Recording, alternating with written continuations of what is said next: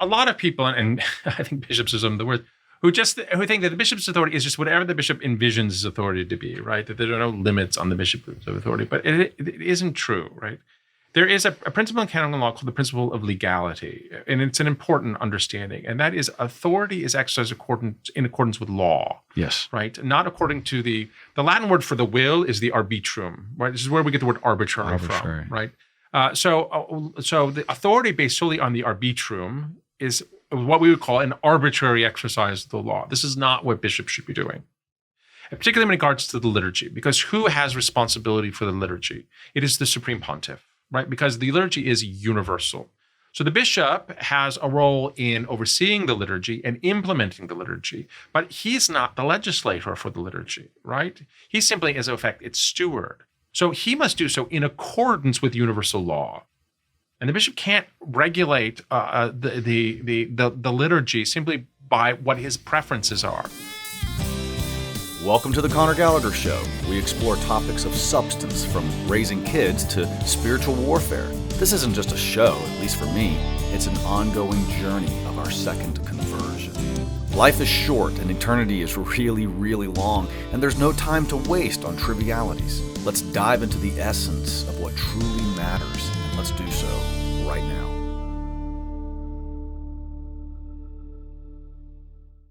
Thank you for being with us. Oh, you're welcome.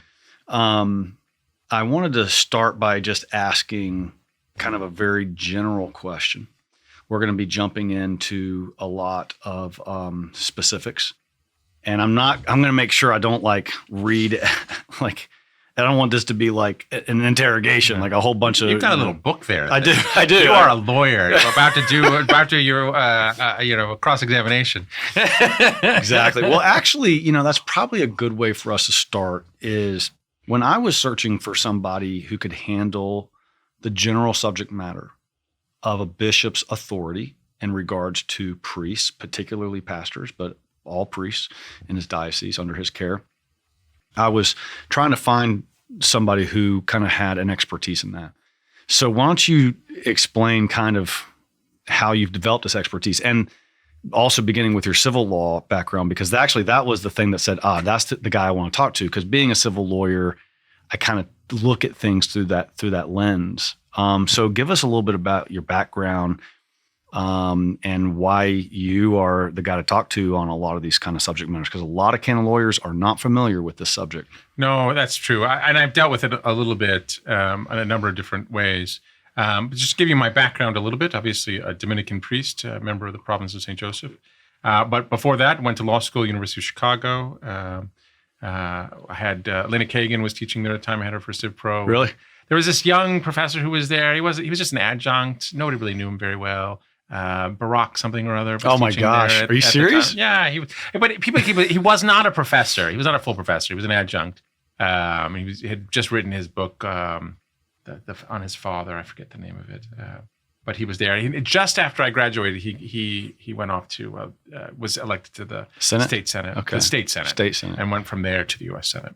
So he was a community organizer or whatever he was doing. With the church, with Catholic Charities. I think he had done some work with Catholic Charities there early on in the Archdiocese of Chicago. Yeah. A lot of people don't know that the Chicago Law School is that's one of the best law schools in the country. Yeah, people don't know that, but it's one of the hardest ones to get into. Yeah, it was. They let me in, but it was a great school. I will say, a great legal education at the University of Chicago.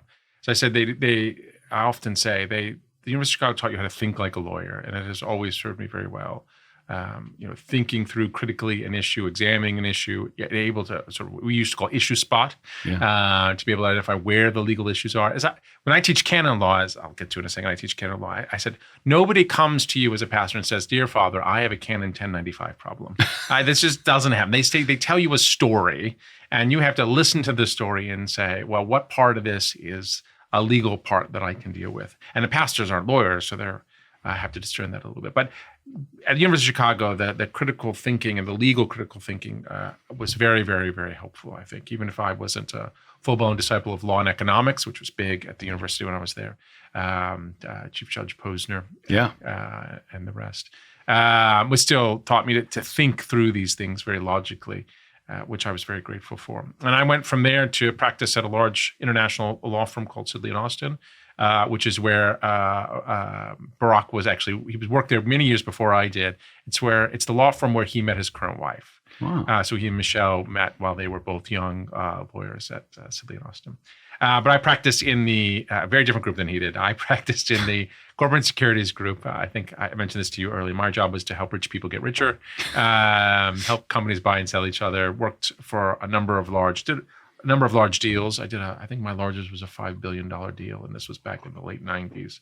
I didn't do it. I just assisted on it. I was too young of a lawyer to do that myself, but had a great time. But while there, I was asked by a little small company out of Connecticut to work in-house for them while I was still at the firm. So the little light bulb company? A little light bulb company called GE. From light bulbs to nuclear weapons. We bring the thing to life. So I was living in Chicago at the time, and so we'd gone up to Milwaukee in the winter where I knew no one. And as any Chicagoan will tell you, Milwaukee is just like Chicago, only smaller and without all the fun. So had a lot of time to myself. And as I often say when I'm asked about it, the first time I actually started praying about my vocation, the rosary my Nana, my grandmother had given me, started praying a lot more, praying the rosary a bit more. And came to I thought about priesthood when I was much younger, when I was in high school, went away from it when I decided I wanted to be a lawyer. And then I loved the law. I loved working with Sidley. I really liked being a lawyer, but really discerned that God had different plans. And so I was very involved with a church in Chicago you may have heard of called St. John Cantius. Oh, yeah. I entered there, which was then a very new community. They were just the Society of St. John Cantius back then. Entered them for a while. Enjoyed the guys there very much, enjoyed what they're doing, and really loved what they were doing there. But it wasn't the best fit for me, and I think we both knew it. And then eventually, while I was away at seminary, met some Dominicans, and from there went right into the Dominican novitiate. So into the Dominican novitiate, our House of Studies in Washington. Was a priest at our, well, we don't have the parish anymore, but a little St. Thomas Aquinas in Zanesville, Ohio, by the Y Bridge there. Great people down there. Wonderful place. And then they decided I didn't have enough schooling yet after I graduated, 29th grade or whatever it was. So they sent me for more schooling in Rome, where I got my license in canon law and my doctorate in canon law. And then taught in California for a few years at the Archdiocesan Seminary there, St. Patrick's. In San Francisco, Archdiocese of San Francisco, back in DC, and then now back in Rome teaching canon law at our Dominican University known as the Angelicum, and I've been there for a couple of years now. So you became a professor rather quickly, it sounds like. So I went right from canon law school to teaching, but also I did a lot of other things. I was an advocate in a couple of small cases, both in marriage tribunal cases, but also in priest disciplinary cases. I've been judge in penal cases. I've been a judge in marriage tribunal. I do a lot. There aren't a lot of canon law lawyers who are religious, so I've done a lot of guidance for religious communities who need some canon law. So I've just done a variety of different work. And then in terms of the topic at hand, my license thesis was on the exercise of authority within the church. So that understanding of the exercise of authority is what really, and sort of academically, it was much of my focus. I've done a lot of work on the notions of authority and the exercises of authority. All right. So you are by training an expert in this now, and then in your practice, for lack of a better word, I don't even know if you want to call it that, your ministry or your my side jobs. Your side jobs. You have been involved with priests who have felt that their bishop has overstepped their authority. Yeah, both priests and their bishops, as well as religious and their superiors. So I've done exercise of authority kind of in both realms. Okay. Now, how frequently have you dealt with that? Oh, dozen or two times, I suppose, Okay. a dozen times or so. Right. Dozens of different cases, as well as, and sometimes done advising on the other end, but mostly with the religious superiors, not with bishops so much, but with religious superiors. Sometimes what I've done are direct cases where there's a formal process and everything. A lot of times it's just what we would call in the legal field brief advice. Yeah, sure. They come together and I give them some ideas to do. Now, maybe a touchy subject here, but do you think, is it your experience that the issues of religious superiors or bishops overstepping the limits of their authority has increased recently or not? Increased recently or not? Certainly, there's been a lot of overstepping because of the reaction to 2002 and to the sexual abuse crisis. There was a strong reaction. The bishops wanted to be seen as doing something, and I think that prompted many of them to overstep and misunderstand. Right? But, before 2002, they basically ignored canon law. After 2002, they ignored canon law, but just in the opposite direction, right? Wow. So, as I often say, before 2002, they just resolved everything in favor of the priest accused. After 2002, they just resolved everything in favor of the one making the accusations. Right. Both of these are a problem. They're different problems, but they're both a problem. And the other problem, especially since 2002, in my experience, it's not everywhere, but it's very common, is for bishops to put everything through the lens of child abuse. So any complaint that comes regarding a priest, all of a sudden that gets shunted through the process as if it were a child abuse case, which is a massive problem as well. Yeah. So yes, I think it's been a problem. I think it's getting better. I hope. I think Rome has clarified things. I think the Dicastery for the Doctrine of Faith has been good at trying to put some better processes in place to help bishops understand how to do this better and not overstep their bounds. And I think priests are much more likely and have much more support in challenging bishops who greatly overstep their authority. Although I wish Rome were better on this, and they're not. Is it the case, for lack of using political terms, but is it the case that do either conservative or progressive bishops overstep more than the other?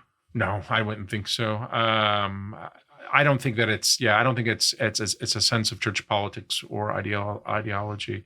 It just depends on the man and his personality. I think you're much more likely to see it when bishops have an overinflated sense of what their role is and the understanding of priestly obedience to the bishop and his own authority. When they misunderstand that, that's when you get into problems. And you can do that in either way, either conservative or progressive.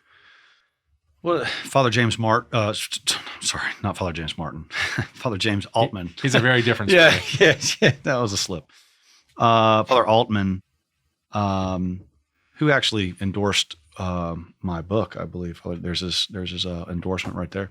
But he was probably, at least to my knowledge, probably the most famous case recently of a priest who was removed from, I believe he was pastor and removed as pastor.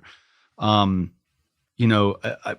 least the public opinion of this is that he was making political statements. He was famous on YouTube for saying that. It was a quite catchy line. He said, "I know exactly how many devout Catholics voted for the Democrat last election. I know exactly the number, 0." And then he would make the argument that a Catholic cannot vote for a Democratic candidate because of the abortion stance and other things. Also, he made a lot of statements about the COVID-19 vaccines, which I don't know everything he was saying there. But he was removed, canceled, for lack of a better word. Do you know anything about that case? I know a little bit about it. I will say I do think the bishops can, particularly if he's preaching from the pulpit, to order the priest to stay away from political issues. I do think I understand the issue. I'm certainly the Democrat National Platform, party platform with regards to abortion and euthanasia and marriage and a whole host of issues are directly contrary to church teaching. It's another matter from saying that Catholic, it is always immoral to vote for a Democrat candidate. Well, certainly not, because the church teaches that you can vote for the lesser of two evils. Yeah. Right? So I could easily, I've told my kids, unless I'm misunderstanding this, I could see in the future, before I die as an old man, I could see myself voting Democrat because I could see the Republican Party becoming just as bad. Yeah, they're starting to. And so, I could easily see that to where now I'm voting for the lesser of two evils, right? So, so it's not like an objective thing, in terms of time and issues and candidates. Yeah. It's complicated. So, but can the bishop regulate what a priest says from the pulpit? Yeah. Okay. Yeah. Help us with that. So, I mean, the bishop has an authority with regards to, he's the chief shepherd of the flock. So certainly with regard to the message that's going out into the church and the way that's being messaged, I think he can direct that. And so if he's hearing a priest saying things that he thinks are problematic, and maybe even contrary, or at least not a full elucidation of the faith, can correct him, and often should say, look, what you're saying is not quite correct, and so you need to stop saying that. I do think he has the authority to say that. Depends a little bit on the issue, but it would have to be somehow related to matters of faith and morals and the way in which faith and morals are presented by a priest. Absolutely, the bishop can regulate the way faith and morals are presented by the priest. If he's doing a movie review of Gladiator 2, he say, no, I want you to give a positive review because I like it, not a negative review. That's obviously outside the scope. So faith and morals, kind of like the magisterial authority. Yeah. Now, but where in and again, because he's preaching, and now the law gives priests the right by law to preach during Mass, so you don't need a faculty to do it. The faculty is given to them by law, but bishops can revoke that faculty for good reason. So if you're in the pulpit, if you're preaching at Mass and you're preaching in a way that the bishop finds problem, now the bishop has the reason to do it. He can't just do it because he doesn't like you. I guess there's a reason to it, and it's got to be related to the message that you're giving. But he can pull that faculty from you. All right, so there's a distinction here. So, like, if a pastor's preaching something that the bishop doesn't like, where is that authority? Like, how is that documented? How is that found in canon law? Is it like case law or statutory law in a civil context? You know what I mean? Where is that authority? So the bishop pulls out and says, here, pastor, boom, that's my authority right there. Yeah, so book 3 of the code is about the teaching function of the church, and it's where you find the canons on preaching. And in book 3 and book 2 really as well, which is on the hierarchical structure of the church, it makes it clear that the bishop is kind of the chief shepherd. He oversees the teaching function, which is preaching is part of the teaching function of the church. And there's no question he has the ability to oversee it. And one of the mechanisms that he has at his disposal is precisely that faculty to preach, which can be withdrawn. And he can, in fact, withdraw it. He can withdraw that. Now, I will say he can. It's harder with pastors, right? Pastors have certain rights in law. Yes. Because they have an office that gives them lots of rights in law. I don't know whether a lot of priests, I will say this, if you're a pastor, I will say that you're right now, if you're listening to me and you're a pastor and you get accused of something, don't resign. Right? But that's the one thing that you have, because you have all sorts of rights given to you by law as a pastor that associates just don't have. Yes.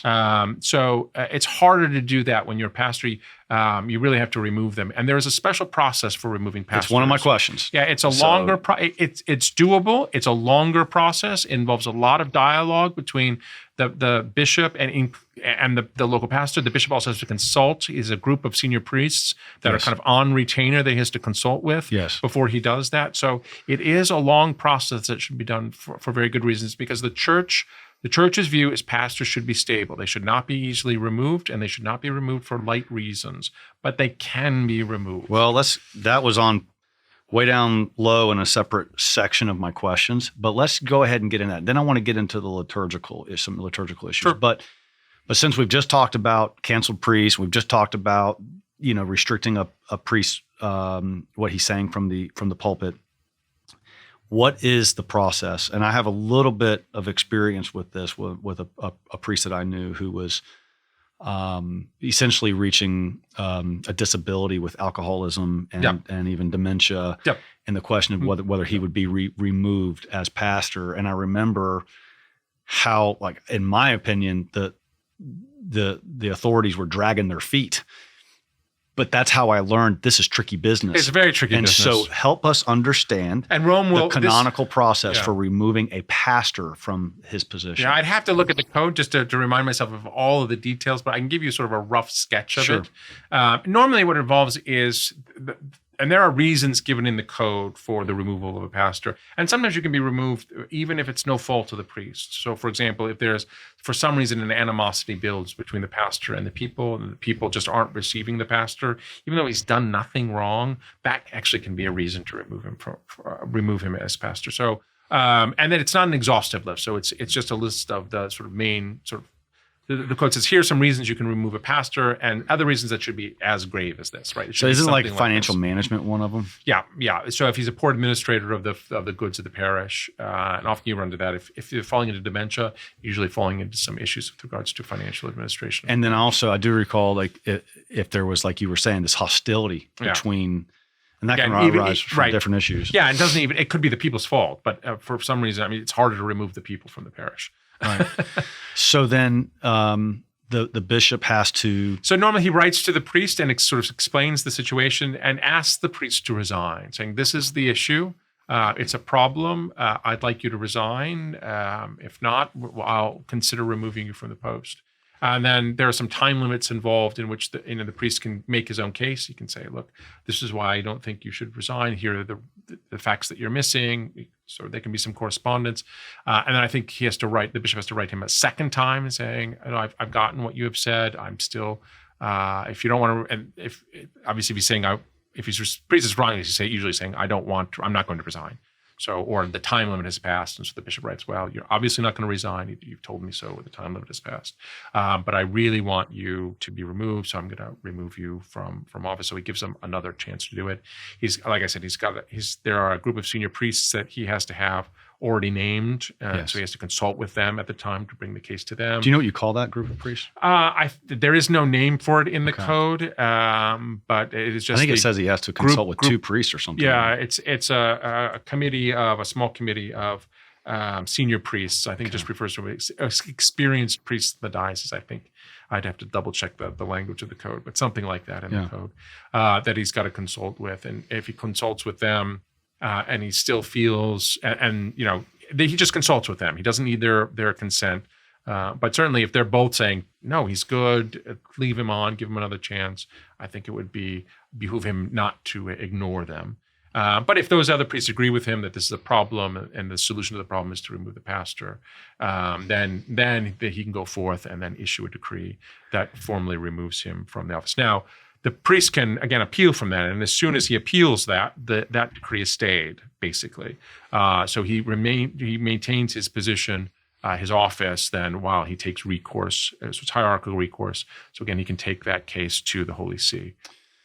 So, I think laymen are surprised at that because they hear that their pastor was transferred to another parish. Well, those are voluntary. They don't realize that. Well, it's not voluntary. Help me with that. There's still a process for it. It's an easier process. It's easier to transfer, which is why it was done so often in the past. But there still has to be a process for it. I thought a pastor had to agree, okay, I'll leave St. Anne's and go to St. Matthew's, Oh, right. So, no, there's still a process. So the bishop can transfer him to another office. But it's still going to be a pastor somewhere else. So a lot of times, from the bishop's point of view, that doesn't solve the problem; it just moves the problem. Mm-hmm. But yeah, it's much. There's still a process involved, but it's much easier to transfer a pastor than to remove him from office. Okay, so the bishop, does there have to be these kinds of circumstances of conflict with it? He has to have a reason. So he has to have a just reason. There's got to be some good reason, and he has to elucidate that. Could it be just like, hey, this parish up in the mountains needs a pastor now because we have a priest shortage, so you're moving there? Yeah, it could be. He does have to do some consultation work. He has to do sort of his due diligence. He usually has to talk to the person who's being affected. So he's got to usually talk to the priest who's going to be transferred before he does that.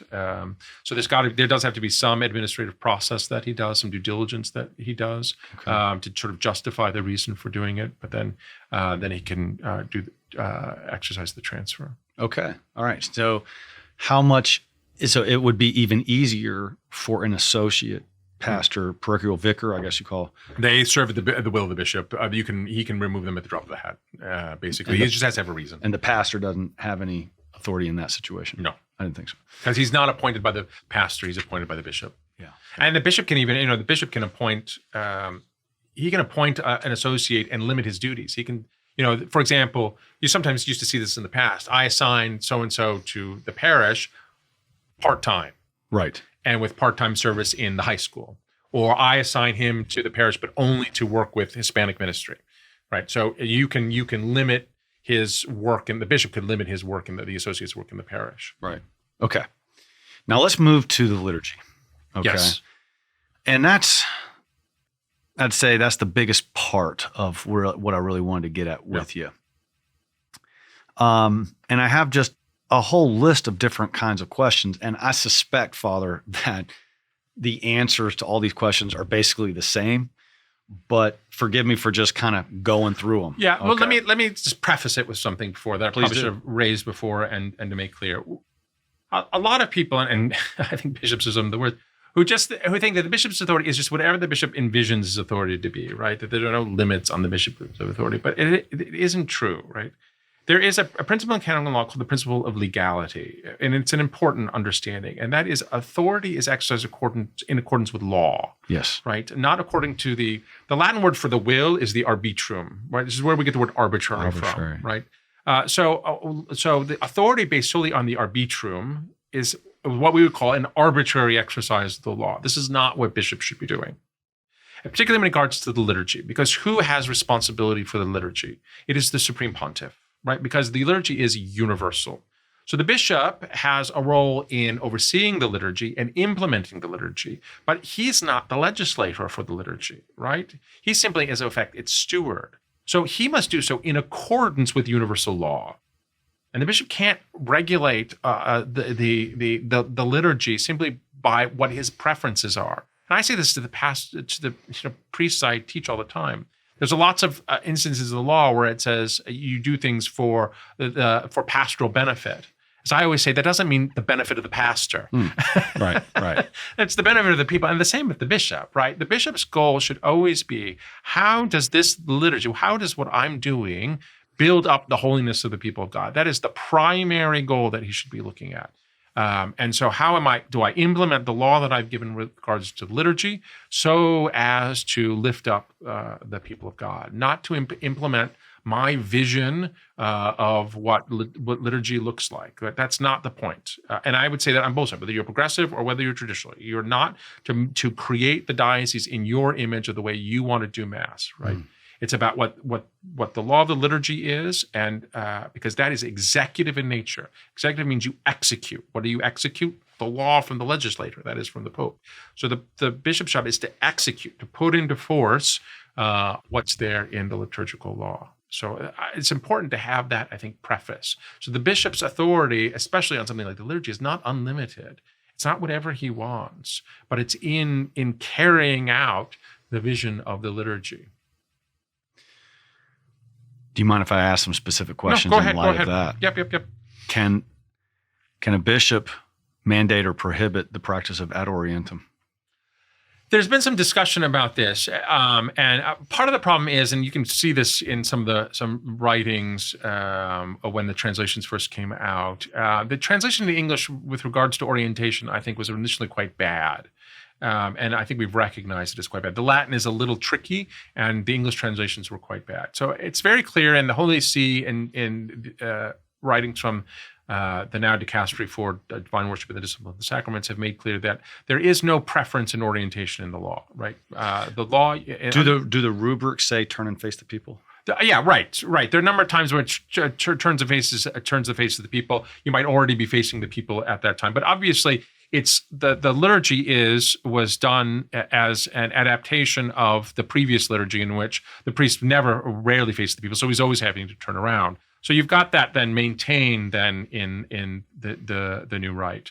The liturgy there's certainly no question that the Reform of the Liturgy wanted to give more, or at least give the option of Mass facing the people. It's very clear one of the intentions of the Mass. But I will say that you mean of the Novus Ordo as it was dictated back in the 60s? In the 70s, yeah. The original. More the 70s, yeah, the 60s, 70s. And you see that with the removal of a little bit of the altar from the reredos. Yes. Although the original intent of that was not Mass facing the people, but so you could incense all the way around the altar. That was the idea of the moving of the altar away from the reredos. Was the incensation of the altar. But then also a permission to do that. Now, I will say one of the big problems that we suffered in the United States and in lots of parts of the world is that option then became mandatory. But there was a famous case, Monsignor Schuler, St. Agnes out of Minneapolis, long-time pastor of St. Agnes out there, responsible for half the vocations in Minneapolis at one time. They would always come, the liturgy office, the people in the liturgy office would always come to him and say, Monsignor Schuler, you need to turn your altar around. He would always say, show me in the rubrics where it says I have to turn my altar around. And then they would go away. And they would come, Monsignor Schuler, I have to turn your altar around. Well, they never turn the altar around. The altar is still facing east. So there's nothing in, and I would say at this point, and this is one of the things that bishops are facing, is you've got younger priests who have a much better understanding of the liturgy and the history of the liturgy, and I think the anthropology of worship, that are much more likely to appreciate ad orientem worship. I will say, as a person who I much prefer ad orientem worship as a priest, because it allows me to focus better on what it is that I'm doing as a priest, and the symbolism of me at the head of the people facing the altar, I think just provides a lot more. It's just more natural to me in the scope of the liturgy. So I do think you have this, but the problem is a lot of the people now for 50, 60 years don't understand that and don't see that, and just find it strange. And so the bishop, I think, is in some ways trying to deal with the uproar of the people. Sometimes you get a little bit of uproar when pastors try to implement that a little bit too quickly without enough catechesis, and that it can cause some strife. And I know there's some bishops, Rome hasn't corrected them, but have tried to ban this. In the United States, this was a particular law in the United States. I think it still is. What was the law? Filmed masses cannot be ad orientem. I think the U.S. bishops got a recognition for that, so that filmed masses you can't do ad orientem back in the 80s, when there was great opposition to it back then, mostly because of EWTN. But otherwise, the Holy See has made clear that you can do either. Neither is preferred in the law. There's no prohibition. And if there's no prohibition, I don't understand why a bishop thinks he can prohibit it in one case or the other. I know that there's some U.S. bishops, even cardinals in the U.S., who have attempted to do so. I do think that's outside of the realm of their authority. So role play with me. Mm-hmm. You're a pastor. You say the Mass ad orientem.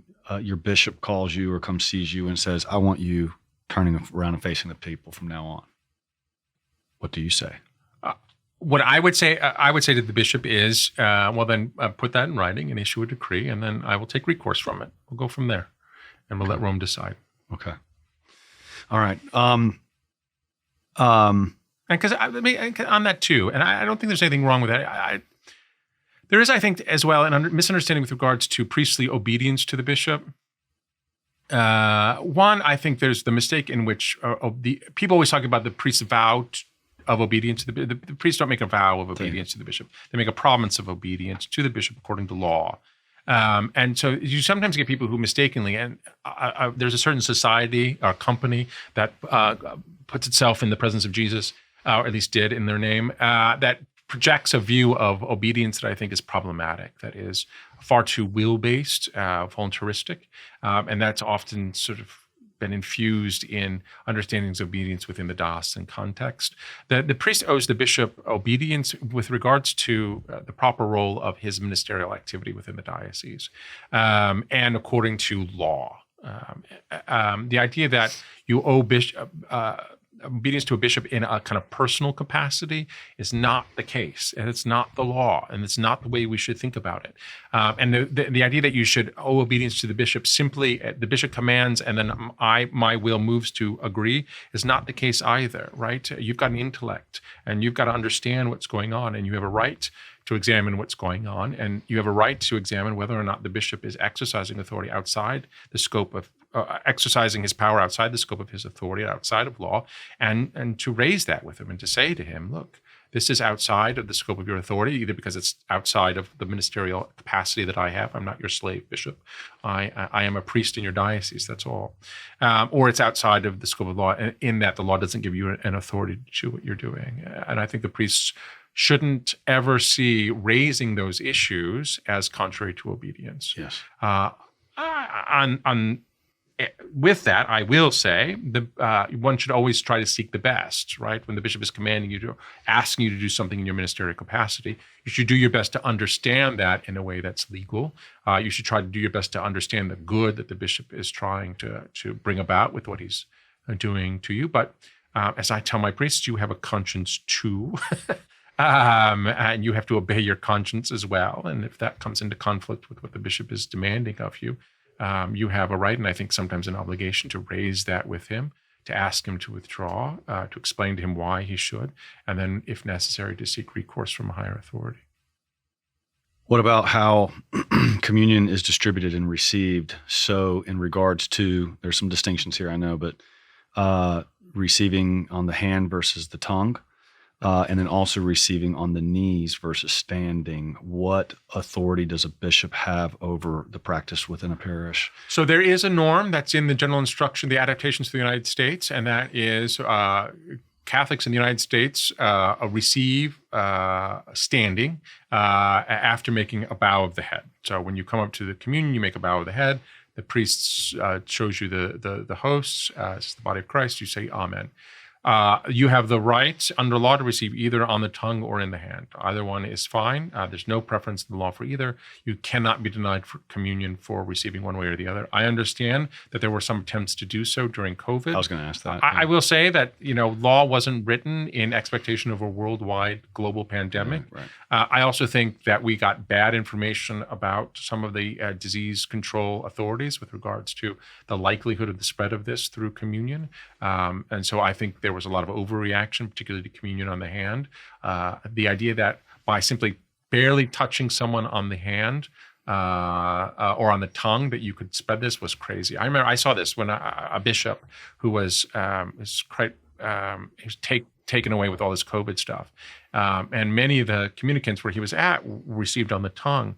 And so I was incredible, just slathered the germ stuff all over. I mean, it was dripping, literally dripping off his hands as he's giving communion to the people, because he was so horrified at the thought that he would, if you know how to give communion on the tongue, right, you can do it without touching anything.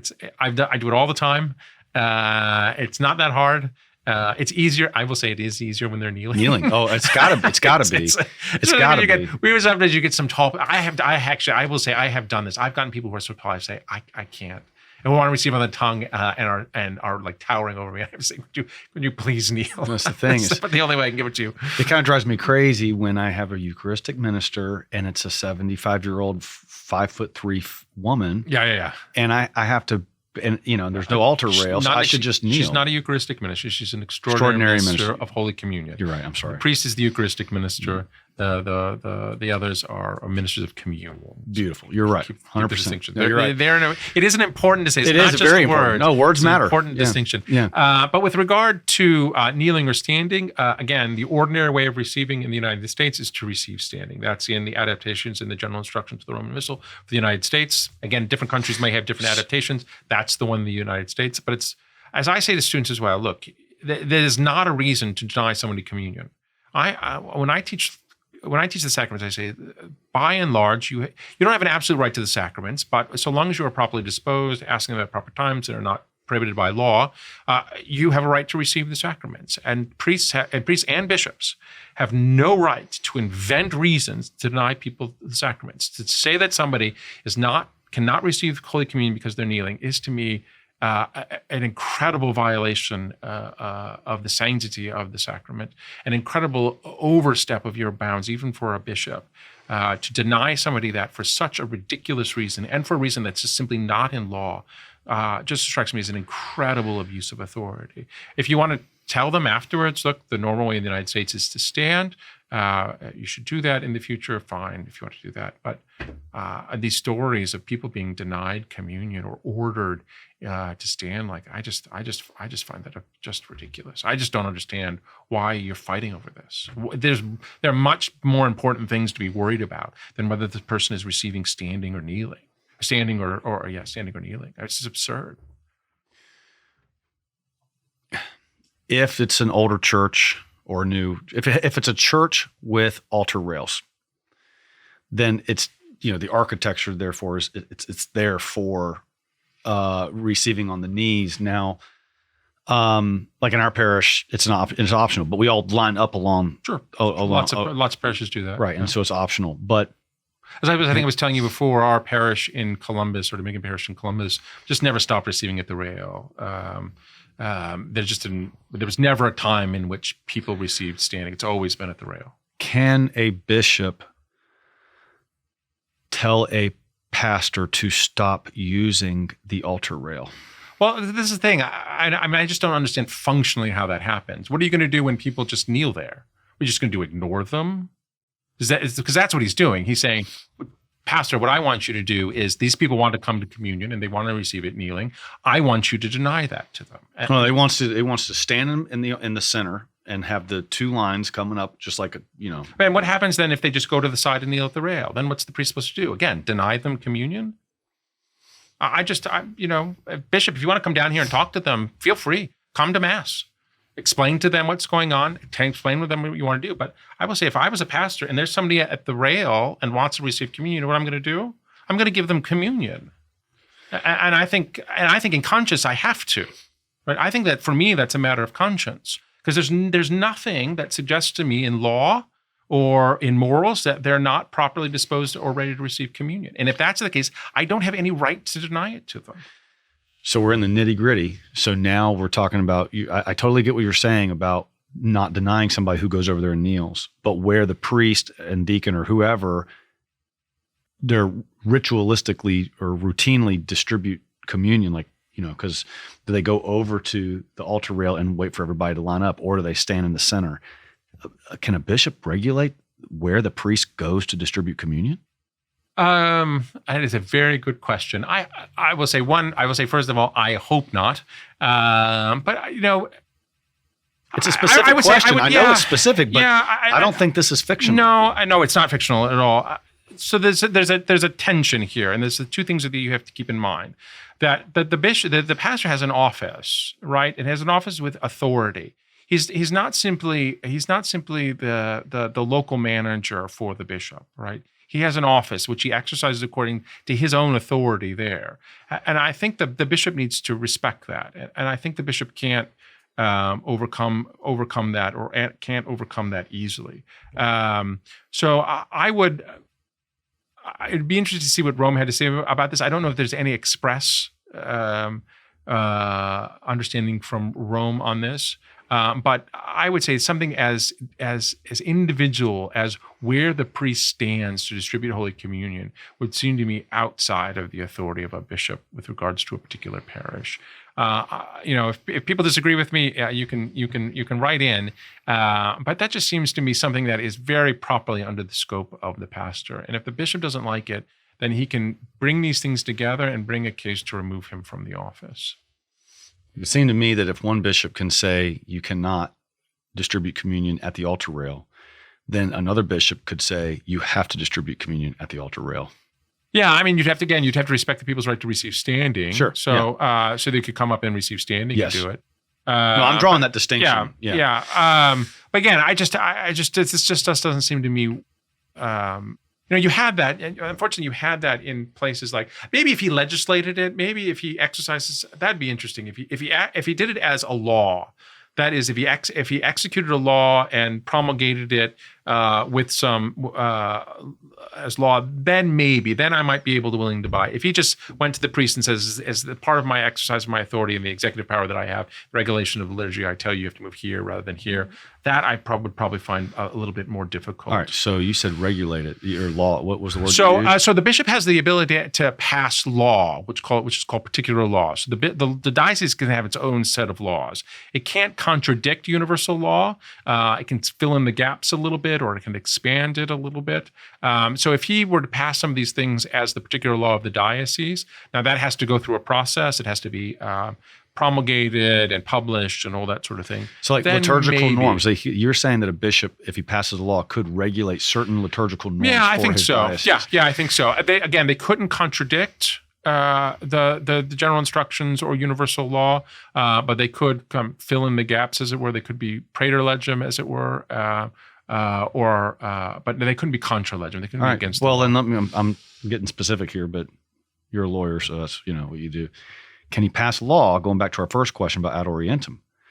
I don't think so, because I think that's contra legem. That would be because I think the law makes it clear that you can do it either way. Okay. And I don't think the bishop could. I mean, again, you have some bishop who disagrees with you. There are bishops of the United States who have attempted to do this. And the one case in which they have done this, if my memory is correct, was being what? Prohibiting Mass Orientem. I think they got the recognition from the Holy See to be able to do that with regards to the filming of it. Okay. And I think it was a recognition that because this contradicted, this was a limitation of universal law, a restriction of universal law, then they needed the approval of the Holy See. So getting the approval almost admits that there was that they don't have the authority. Correct. Yeah. Correct. No, and I think they don't. I think they don't have the authority to overturn universal law or to, when the law grants a freedom, I don't think the bishops have, as a general matter, the ability to restrict it. So universal law. Passing a law, I know the answer here, but passing a law from a diocesan standpoint, that is different than a bishop releasing a document, a memo, that is his liturgical preferences. Correct. Law there's a process to it. It involves publication and promulgation, and usually what's called the vacatio legis. There's a period in which the law takes into effect. But there is a definite process to do that, and it's got to be on a general matter that he has authority to issue. So a pastor or any priest gets a letter, an internal memorandum, essentially, from a bishop that expresses his liturgical preferences. I suspect you would advise any priest to read it seriously with extreme care, try to understand the spirit of what his spiritual father is doing. And what I would put is what's the good that the bishop is trying to bring about here, and how can you cooperate in bringing about the good that the bishop sees here? Right, but then they need to also understand that that is not per se law. It is not law. It is, there may be the bishop has executive power in which he can execute the laws, and he can do that by decrees and things. Sort of like the branches of government. Legislative versus executive. Well, that's right. The canon law says that there are 3 types of power in the church: legislative, executive, and judicial. Really? Yep, absolutely. Was that around before James Madison wrote the Constitution? It wasn't in the code. We've only had a code since 1917. Okay. I'm not sure if did we influence the code? Oh, absolutely. I think so. Wow. I think that distinction, that the sort of Enlightenment distinction that happened, sort of helped the way we think about the types of law. I mean, there is something beautiful in that. Well, yeah. Tripartite. So you have the law that is the legislative power, which is the creation of law. This is how you create law as legislative power. Executive power isn't the creation of law; it is the carrying, it's the execution. So the executive power always has to find a foundation in the legislative. You can't just execute law unless you're executing law, right? It's not executive unless you're executing law. Can I tell you a great story on this? Sure. So the judge I worked for, which I was telling you about. Judge Robert Conrad. Was it the same name as the actor? Bob Conrad was in Hogan's Heroes, maybe? I don't know. Anyway. It's not him. But Black Sheep Squadron. Robert Conrad was Black Sheep Squadron. Okay. Sorry. All right. Well, so when he was in his congressional hearing, or I guess senator, before the Senate answering questions, the Judicial Committee, I guess, on whether his nomination would be accepted to be a federal judge, he used the analogy, being a great athlete himself, and he used the analogy. He said, I'm an umpire as a judge. Yeah. I don't create balls and strikes. I just call balls and strikes. Right. I don't create the rule for what balls and strikes are. I just call balls and strikes based on the facts. And so that was kind of a cool analogy. But then a couple years later, Chief Justice Roberts used the exact same analogy in his Supreme Court hearing. Now everybody uses it. I will say everybody uses it now. I think they use it now. Yeah. I think Amy Coney Barrett used it in hers. Well, she did after my judge did it. I think he was the creator of this analogy. I do. I think he started this. Yeah, anyway. I mean, the executive power is to execute the law to make it applicable in concrete cases. The judicial power is to decide controversies. When 2 people have a controversy or clash about how the law applies, then the judge then takes the facts, takes the law, and makes a determination about how to apply the law to these particular facts. But again, like the executive, this is when the bishop issues a memo, he's using it's kind of executive power. Mm-hmm. And the question is what's the law that he's exercising, right? The problem is, again, most bishops just don't think they need that. They think they can just exercise power based on the arbitrum, on their own will. And that's when I think we run into power and the abuse of power that you sometimes see with bishops. And the canon lawyers in the diocese might be able to help temper the bishop's If expectations. he listens to them, and if they're well formed. Yes. No, I do say it's one of the benefits I have from being a religious is I'm not directly under a bishop. It's much easier for me to say to a bishop, no, you can't do this. And there is oftentimes a culture, particularly in the presbyter of a diocese, is that strong desire to be obedient to the bishop, which is ordinarily it's beautiful. quite good. It's quite beautiful. Yeah, and I think most of the priests and young priests that I knew don't want to be. They want to be obedient and have a real habitus of it. But so that when the situation comes in which the bishop, though, is exercising power he doesn't have, it's very difficult for them, and particularly within the chancery, to say no. And I will say that's especially true sometimes among the lay people who are trying to raise a family based on the meager salary they get from the diocese, and one's job security sometimes gets a lot less if one's questioning their employer the whole time. Sure. Now, I had this in another question, but I'm just going to ask it now. Do you think? Well, first of all, I don't want to go through it now. We'll go through it later. I want to talk about the difference in a religious superior's authority over his order versus a bishop. I don't want to go through that now. But when a bishop is from a religious community, do you think sometimes they get that mixed up? Oh, absolutely. No question. And again, there was a certain society that was created in the 16th century that I think had very bad views, very problematic views of the nature of religious obedience. And that really kind of spread to lots of religious orders and to lots of understandings within dioceses, which I think can be a problem. Fascinating. And I do think that sometimes even religious not of that particular congregation, have that understanding of a kind of almost blind obedience, which as a Dominican, we really just don't have.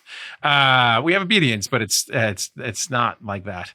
And so I think that can sometimes be carried over within from a religious who becomes a superior, because their experience of obedience is obedience within religious life, in which the religious superior has a much wider array of authority over you, because he's affecting not just your ministry, but the life of the community. So he has much more authority within the way you live out your life as a religious, and particularly because that's joined to the vow of poverty. So in many ways, you're dependent on the superior, even for things like permission to buy whatever, right? So there's much more dependence by the religious on the superior, and therefore much more control and authority of the superior over the individual religious. And when that attitude is just taken and not properly examined into the role of the bishop, when the religious bishop thinks that's the kind of obedience that his priests owe to him, then you cause massive problems, because he's simply abusing his authority, because he doesn't have the same authority as a bishop that his religious superior would have over him were he back in the order.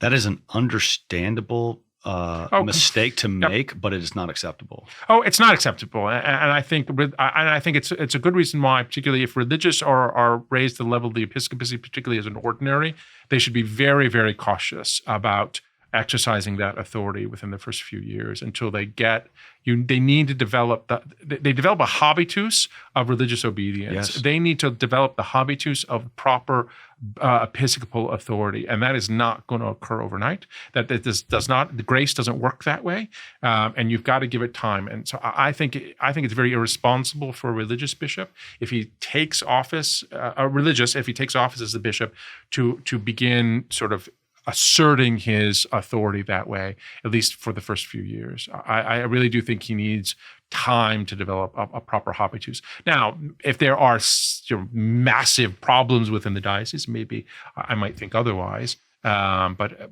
a good functioning diocese, I don't understand why a bishop would go, particularly a religious bishop, would go in there and start demanding obedience on things and changes to things when he almost certainly doesn't understand them.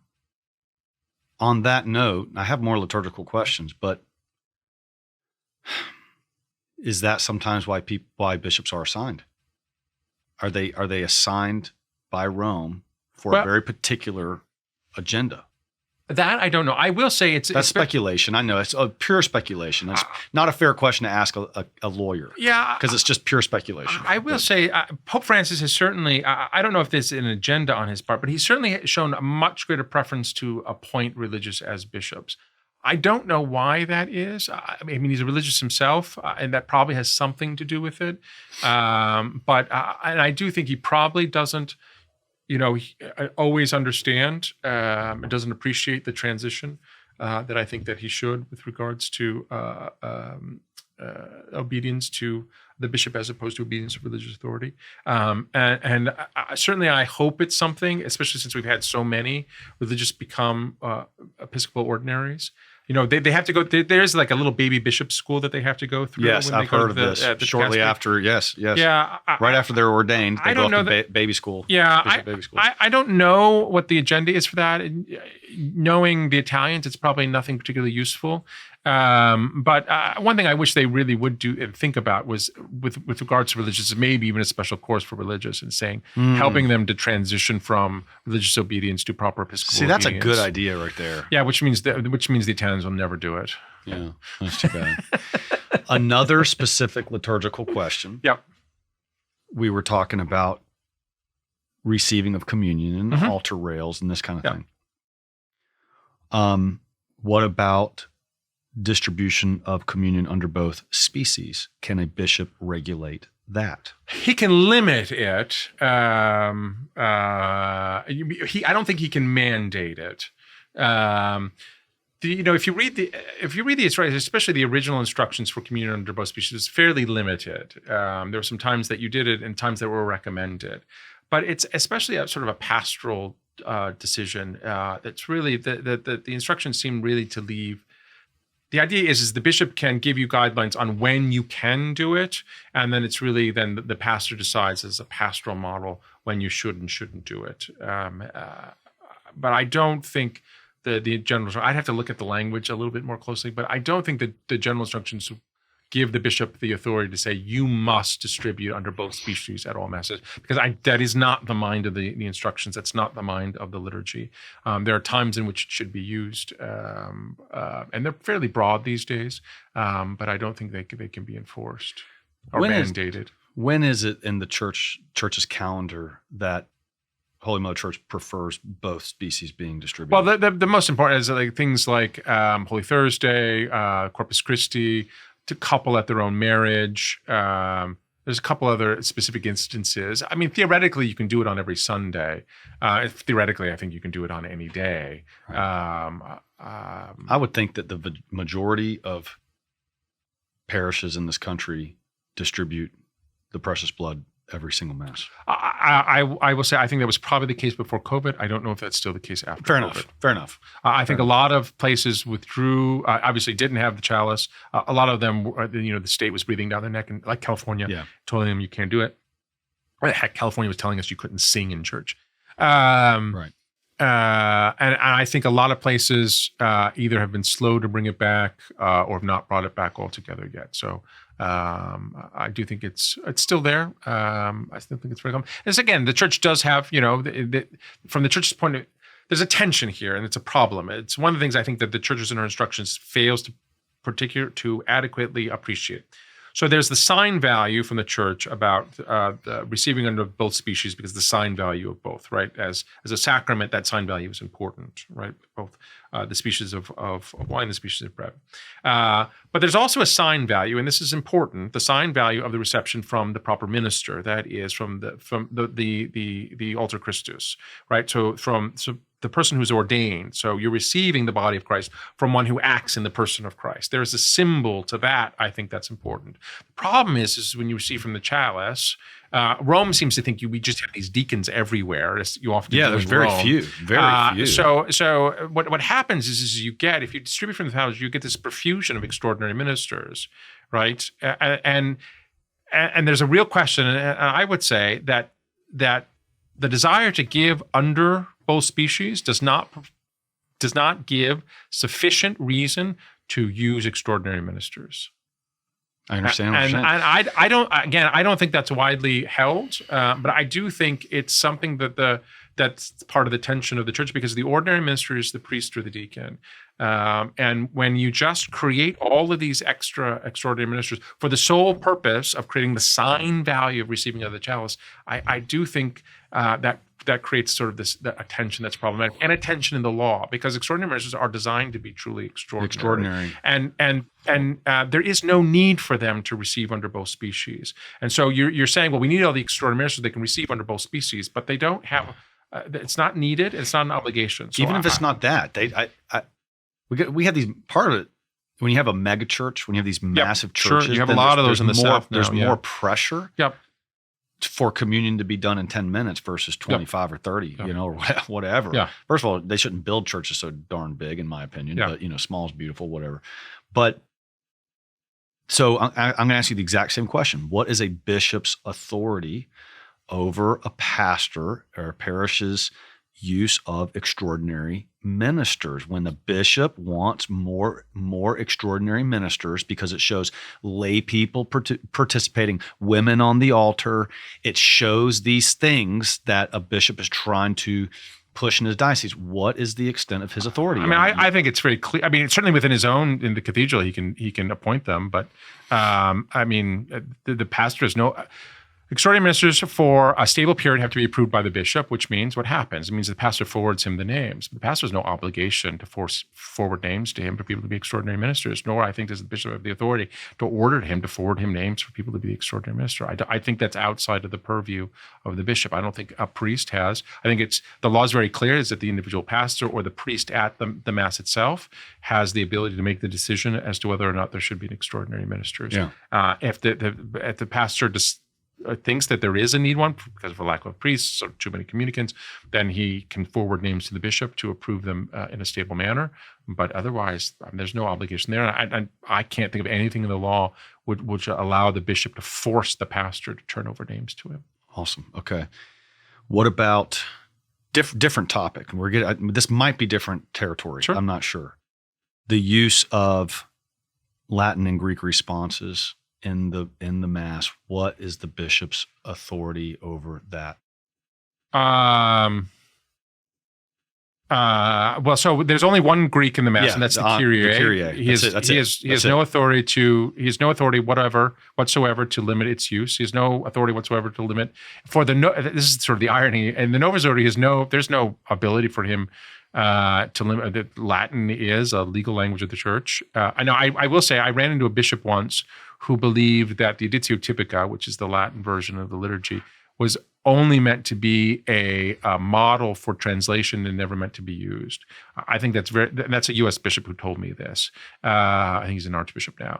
That's just wrong, right? The Latin missal is the missal. It is legal in the entire Latin church.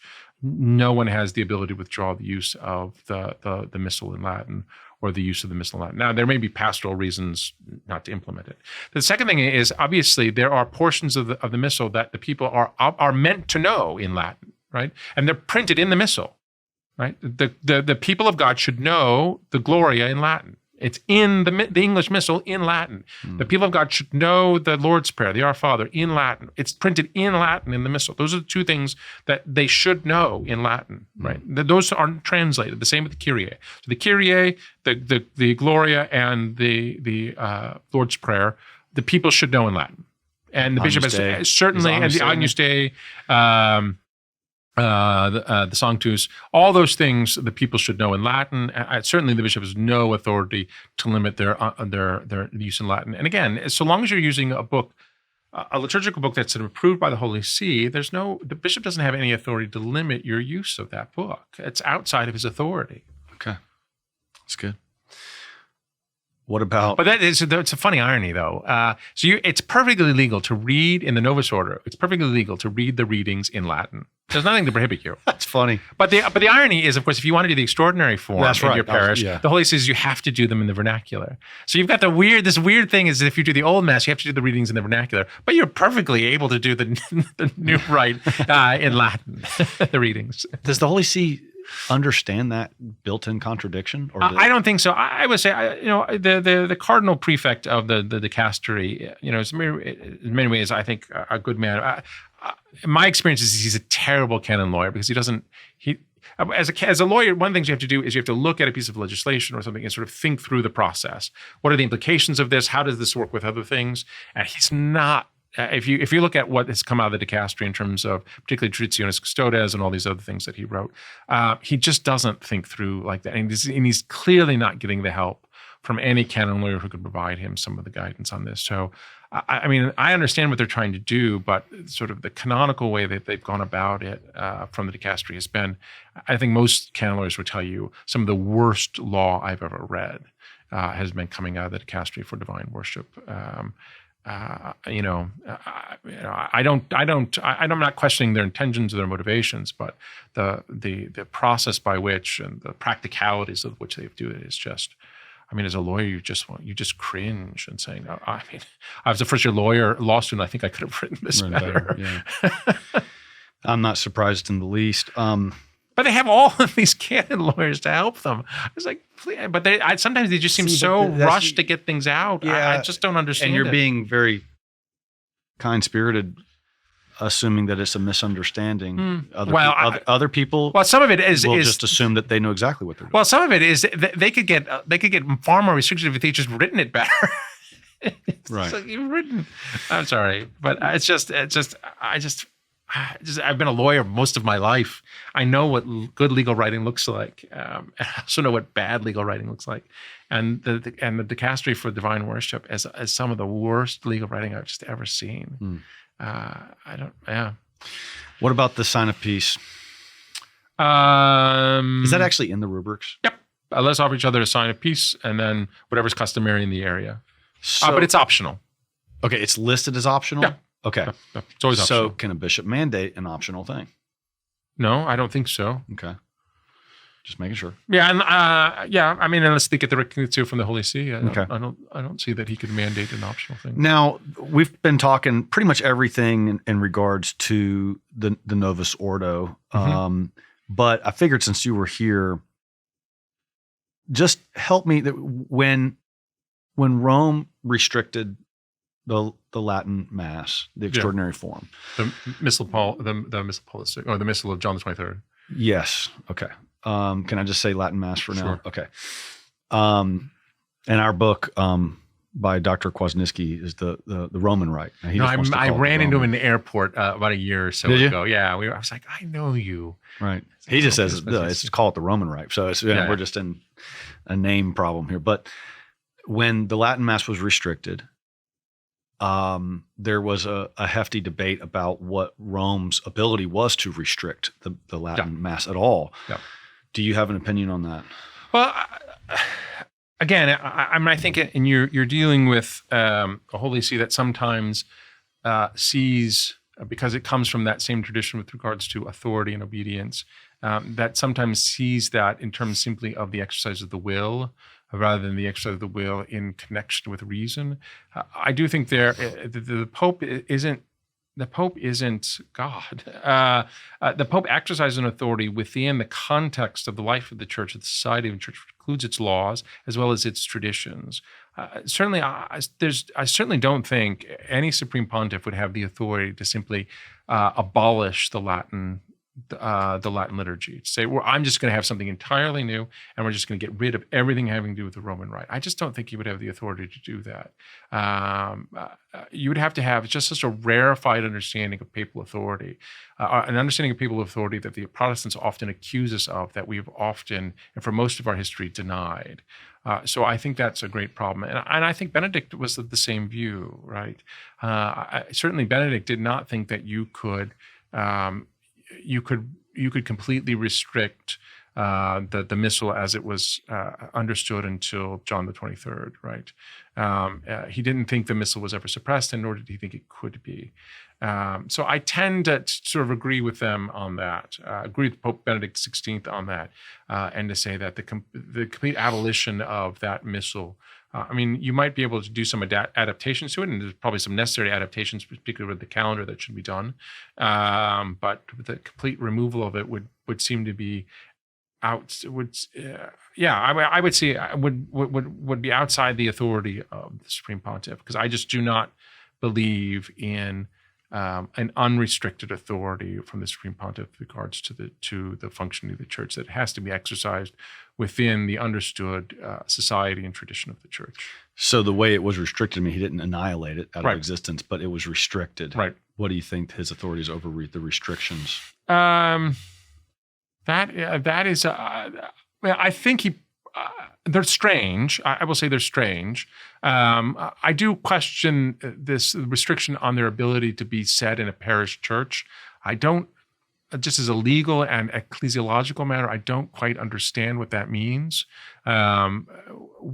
We especially come, particularly after the Second Vatican Council, in an understanding of the life of the church as exercised within the context of the parish, so that the church, in a sense, lives through the parish. And this idea that you're restricting what is lawful and what's been good in the church for millennia, but now that sometimes to be kept out of the parish church strikes me as strange, to say the least, and probably is probably the thing that's the closest I would say would be a problematic exercise of that authority. Now, I will say one of the things I have to be sort of a little bit cautious about is, or at least explain about, is obviously it doesn't affect me. We Dominicans have our own right, and none of that was, I shouldn't say that aloud because they might hear me. None of that was really touched by Traditionis, edit that out. None of that was really touched by Traditionis Custodes, so there are no restrictions on my ability to say the Dominican Rite Mass the way there is on the Missal of John 23rd. Turn this way a little bit. Just turn your body other way. Oh. So there you go. Cameras are over that way. Oh, there you go. Oh, sorry. Yeah. So there are any, so I don't have I was actually out. I was out in the diocese in Virginia, Northern Virginia, doing the Dominican Rite Mass just yesterday, Sunday. I travel so much, I forget which day it is. So I do think that's a problem. In fact, the other thing that sort of you have to realize is that the Pope is in the exercise of his authority is bound to the notions of natural justice. Because even the Pope in the exercise of his authority has to be aware of the what's due to the people of God in terms of that understanding of natural justice, and works to kind of deny that are problematic because they then start creating this conflict between claims of his papal authority and prerogatives of the Pope against the sort of natural right expectations and desert of the people of God. Mm-hmm. And I think they ran.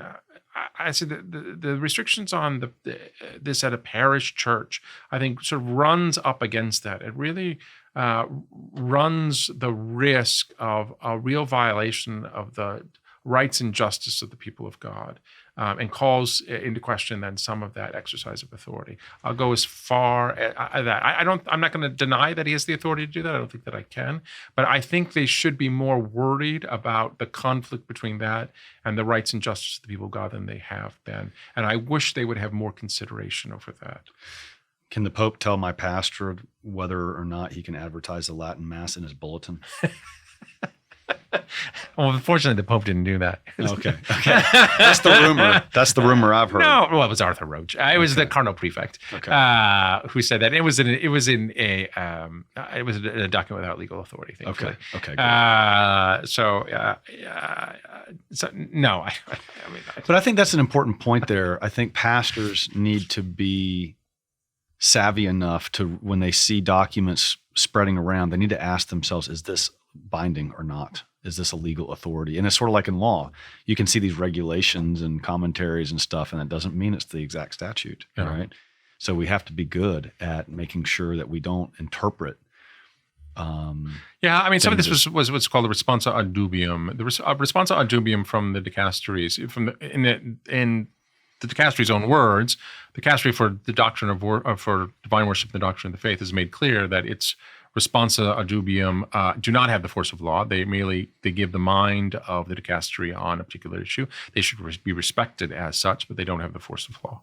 Yeah, and particularly with regard, the bulletin comment was part of a long answer on responsa ad dubium. I have a long description of this, what's his name? I'm forgetting. A journalist, a well-known UK journalist, Catholic journalist,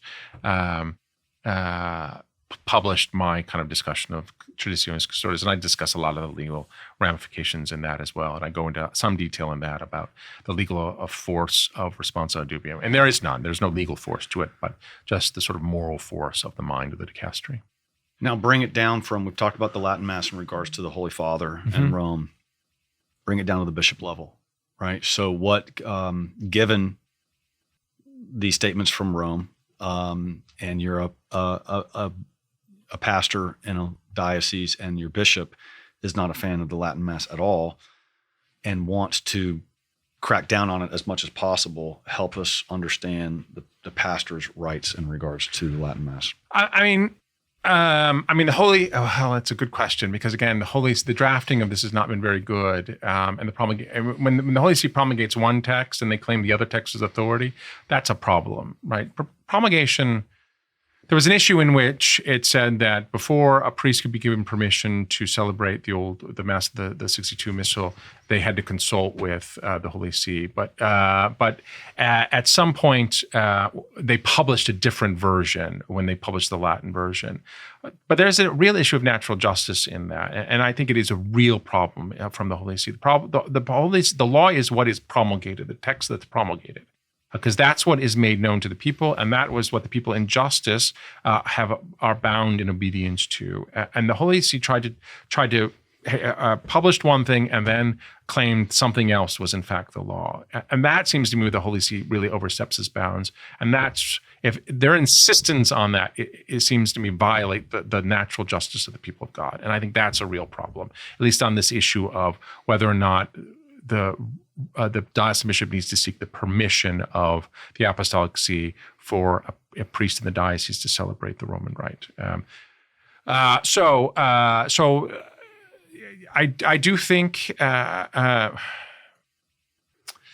I do think it's a problem, right? So the problem is that you've gotten a shift in understanding. So Benedict XVI was very clear that he thought it was just the Missal of John the 23rd and the Missal of Paul VI were both expressions of the Roman Rite.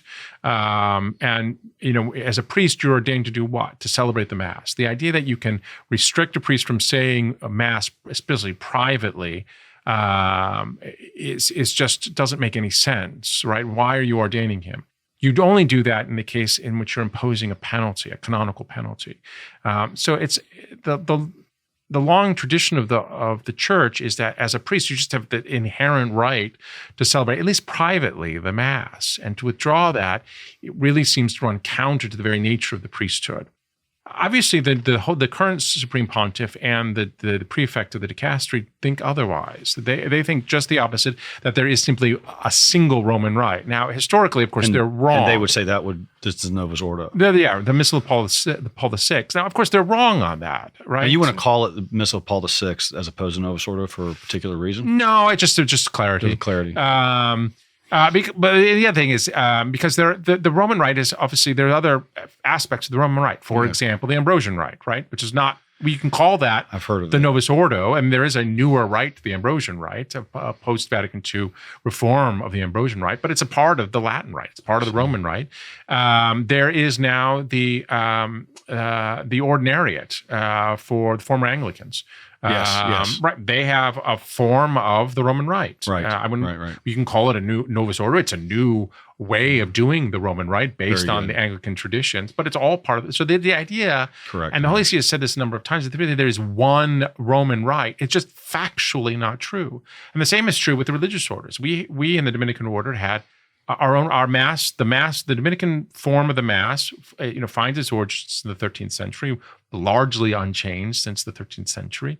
In many ways, very similar to the Roman Rite, the Missal of John the 23rd, but in many ways very different. And that was, everybody understood, part of the Roman Rite. Lots of religious orders had that. There were the Spanish had their own rite. There was a Sarum Rite in England before Henry VIII, and so you had all of these variations of the Roman Rite. Sure. So this claim that there is, which seems to underlie the current view of Traditionis Custodes, that there is now just one Roman Rite and everything else is just done by permission, just seems to be contrary to facts and contrary really to the traditions of the church that's existed. But that's clearly the mind of the Holy See. So that the idea is, as a priest, you have the right to say the Missal of Paul VI, because that is the Roman Rite, and therefore everything else is given to you not as rights, but as permission. And so that's the way they're viewing it. I do think there are some problems with viewing it that way for the reasons I've stated.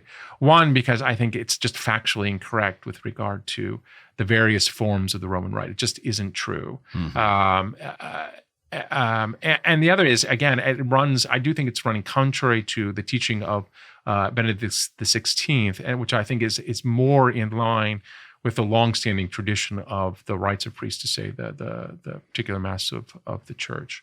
And so I do think those restrictions are problematic. I'm not going to say that the Pope doesn't have the authority to limit them, and I'm certainly not going to suggest to bishops that they ignore the Pope's attempts to limit them. But I do wish the Holy See would reevaluate the long-standing traditions and teachings with regard to the ability to say these forms of Mass, and think more about Benedict XVI's writing on these issues as we move forward. Did John Paul II understand this? I think so. Now, again, this there were limitations, and I think that's what, in part, he's going back to, is some of the limitations that existed on John Paul II. Part of that, and much of that, was in response to Lefebvre, right? So that there was a reaction, and I think in some ways an overreaction, and much of it very French. I understand. Reaction to the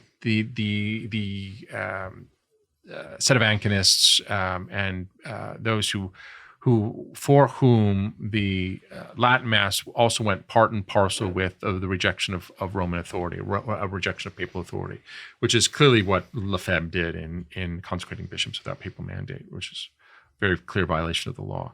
And so and in Europe too, oftentimes, certainly in the past, an appreciation for the older Mass went part and parcel with a kind of royalist tendency in France, and a refusal to accept modern forms of democracy and the like, which caused lots of political problems.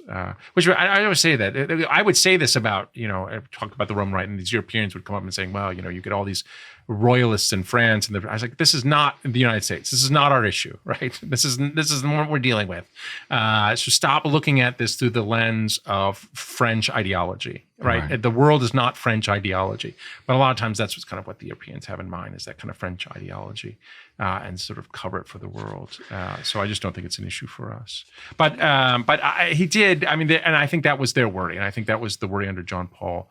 I think he much better understood why people had a closeness to it, and I think he better understood too the problems of the implementation of the reform and the massive abuses that existed in the implementation of the reform that often led people to desire the older Mass and the stability of the older Mass.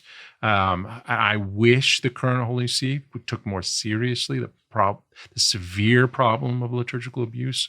And I think if they did take that more seriously, I think they would see that people would be far less stringent, vocal about demanding the older Masses. I still think people would, but I think people would be less strident about it if they could find a decent Mass in the Novus Ordo in their own diocese, which, for a lot of people into the wasteland of the 70s and 80s, it was just terrible. Terrible. What about a few more specifics here, real specifics, right? Can a bishop control what kind of vestments a pastor or priest wear? I mean, so long as they're in accordance with the rubrics, I don't see how. Could he say no fiddlebacks? I don't think so. I can't imagine what authority he would claim to be able to do that. I mean, they're not. There's nothing in the GIRM that prohibits them. What about just like a priest walking around with a beretta on? Is that what it's called, a beretta? They're not part of the priestly vestiture anymore. I'll take that back. I think they are mentioned in a couple of places. So I don't think you could get rid of them, because I do think they are mentioned at least in the ceremoniale of bishops, maybe in a few other places. But they're no longer, at least in the GIRM, I don't think, I'd have to look. I don't think we don't wear them. Jamaicans don't never wore berettas. We just have our hoods. So I'm not as knowledgeable about that, but I don't think they're mentioned in the GIRM. But I think they are mentioned in other liturgical books and certainly other documents. So I don't think he would have the right completely remove them. Remember, in the past, less so today, but in the past, the prohibition on the wearing of clerical gear, clerical vestment, clerical garb, was a severe penalty. It was considered a strong penalty on priests. So, and that you could only impose based on a canonical process. So, denying priests the right to wear the vestments that are legal for him to wear would seem to me to require a canonical process. Okay. And I think the reform of the penal law of the church underscores that. Can a bishop regulate how whether there is a crucifix on the altar or how many candles are on the altar? And does the rubrics actually require a crucifix on the altar? It doesn't require. It requires it on or near. So it doesn't necessarily say that it has to be on the altar, but it has to be on or near the altar. And then there has to be a certain number of candles. I think again on or near. I'd have to double check the language. I think it's on or near. I think it was like 2 candles are required on the altar. Yeah, you have to have at least 2. And I think it was they actually require real candles in every church except in St. Peter's. No. It's like electric Depends on the country. Depends on the country. In the United States, you can have an oil lamp for the sacramentary lamp, for the sacrament lamp. So if you have a tabernacle and you want a lamp, you can use an oil lamp for that in the United States. But for the altar, they must be wax candles in the United States. Other places allow you to use oil. So, for example, in the diocese in Italy, the Bishops' Conference of Italy permits the use of oil lamps in place of candles on the altar in Italy. That is not, and I think it's true in Mexico as well, for example. It is not true in the United States. So they must be candles in the United States. Okay. So a bishop can't regulate that. He couldn't tell you to use oil lamps. No. Can he say to use no candles? No. Can he say no crucifix? No, because you have to have one. You have to have one on or near the altar. Can he say no book stand? Whatever you call the book stand. No, I think the rubrics permit the use of a book stand or pillow. At least the tradition was a pillow. But I don't think he could. All right, now prohibit the use of a missal. I mean, I will say as a priest, I needed to see, right? I mean, the book stand isn't an ornament. It's there to bring the book closer so that I could read it. Yeah, I know. But if it smells of tradition, some people want to get rid of it. Oh, that just seems to be very strange. But that's odd to me because it's just an ideology, right?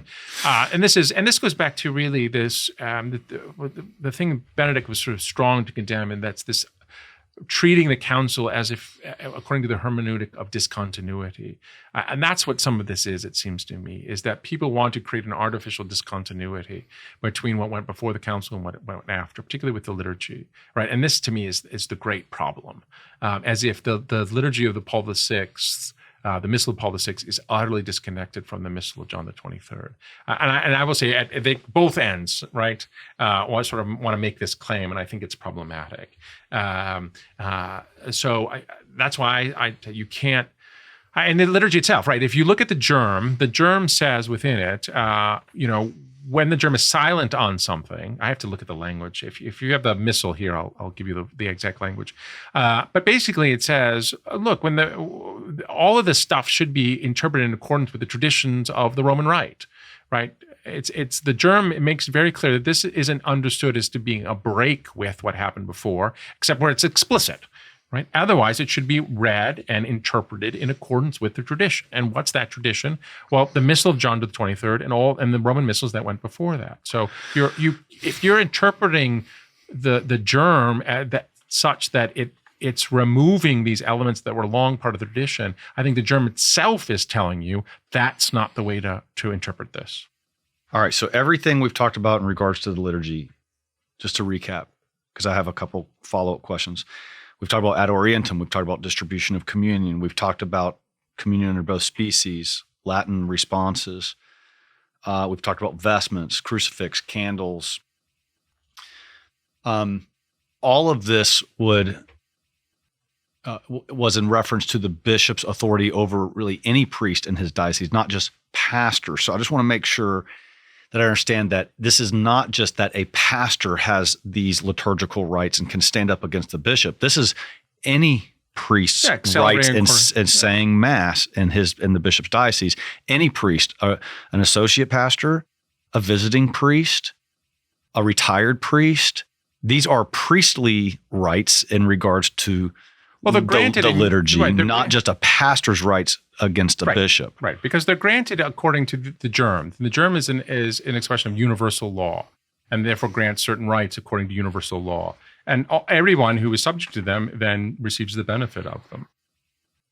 I mean, so for example, I'll just take another example. The general instructions indicate very clearly that the priest is permitted always to celebrate 3 masses on All Souls Day. Could the bishop say, no, I don't want you to do that. You are limited to 1 mass on Sunday? Obviously, no. Mm-hmm. I mean, the GIRM itself gives the priest the authority to do that, which the bishop can't withdraw because it's in universal law. And if he wanted to, he could apply to the Holy See and say, look, for whatever reason, this doesn't apply in my diocese, and I'm asking for an exception for my diocese. But the Holy See would have to grant that. Okay, so I think I know the answer, but let's just drill down a little bit more specifically. So a bishop, he is essentially the pastor of his own cathedral, right? I mean, that's not a proper analogy, but there isn't a pastor. He's the guy. Depends on how they do it, but yeah. I mean, sometimes they'll appoint a rector who serves effectively as a spiritual leader. So, but in his own cathedral, can a bishop mandate some of these liturgical practices, and then therefore are the priests that are saying mass at that cathedral, whether the associate pastor or parochial vicar or whoever it is, they're not the pastor of that church. Does that priest have to follow those liturgical practices in the cathedral of the bishop? It depends on which one, but I would say for the most part, yes. Because he's they do have to follow. Yeah, for the most part. It depends on which ones. There are things with the GIRM specifically grants to the priest celebrant to make decisions on.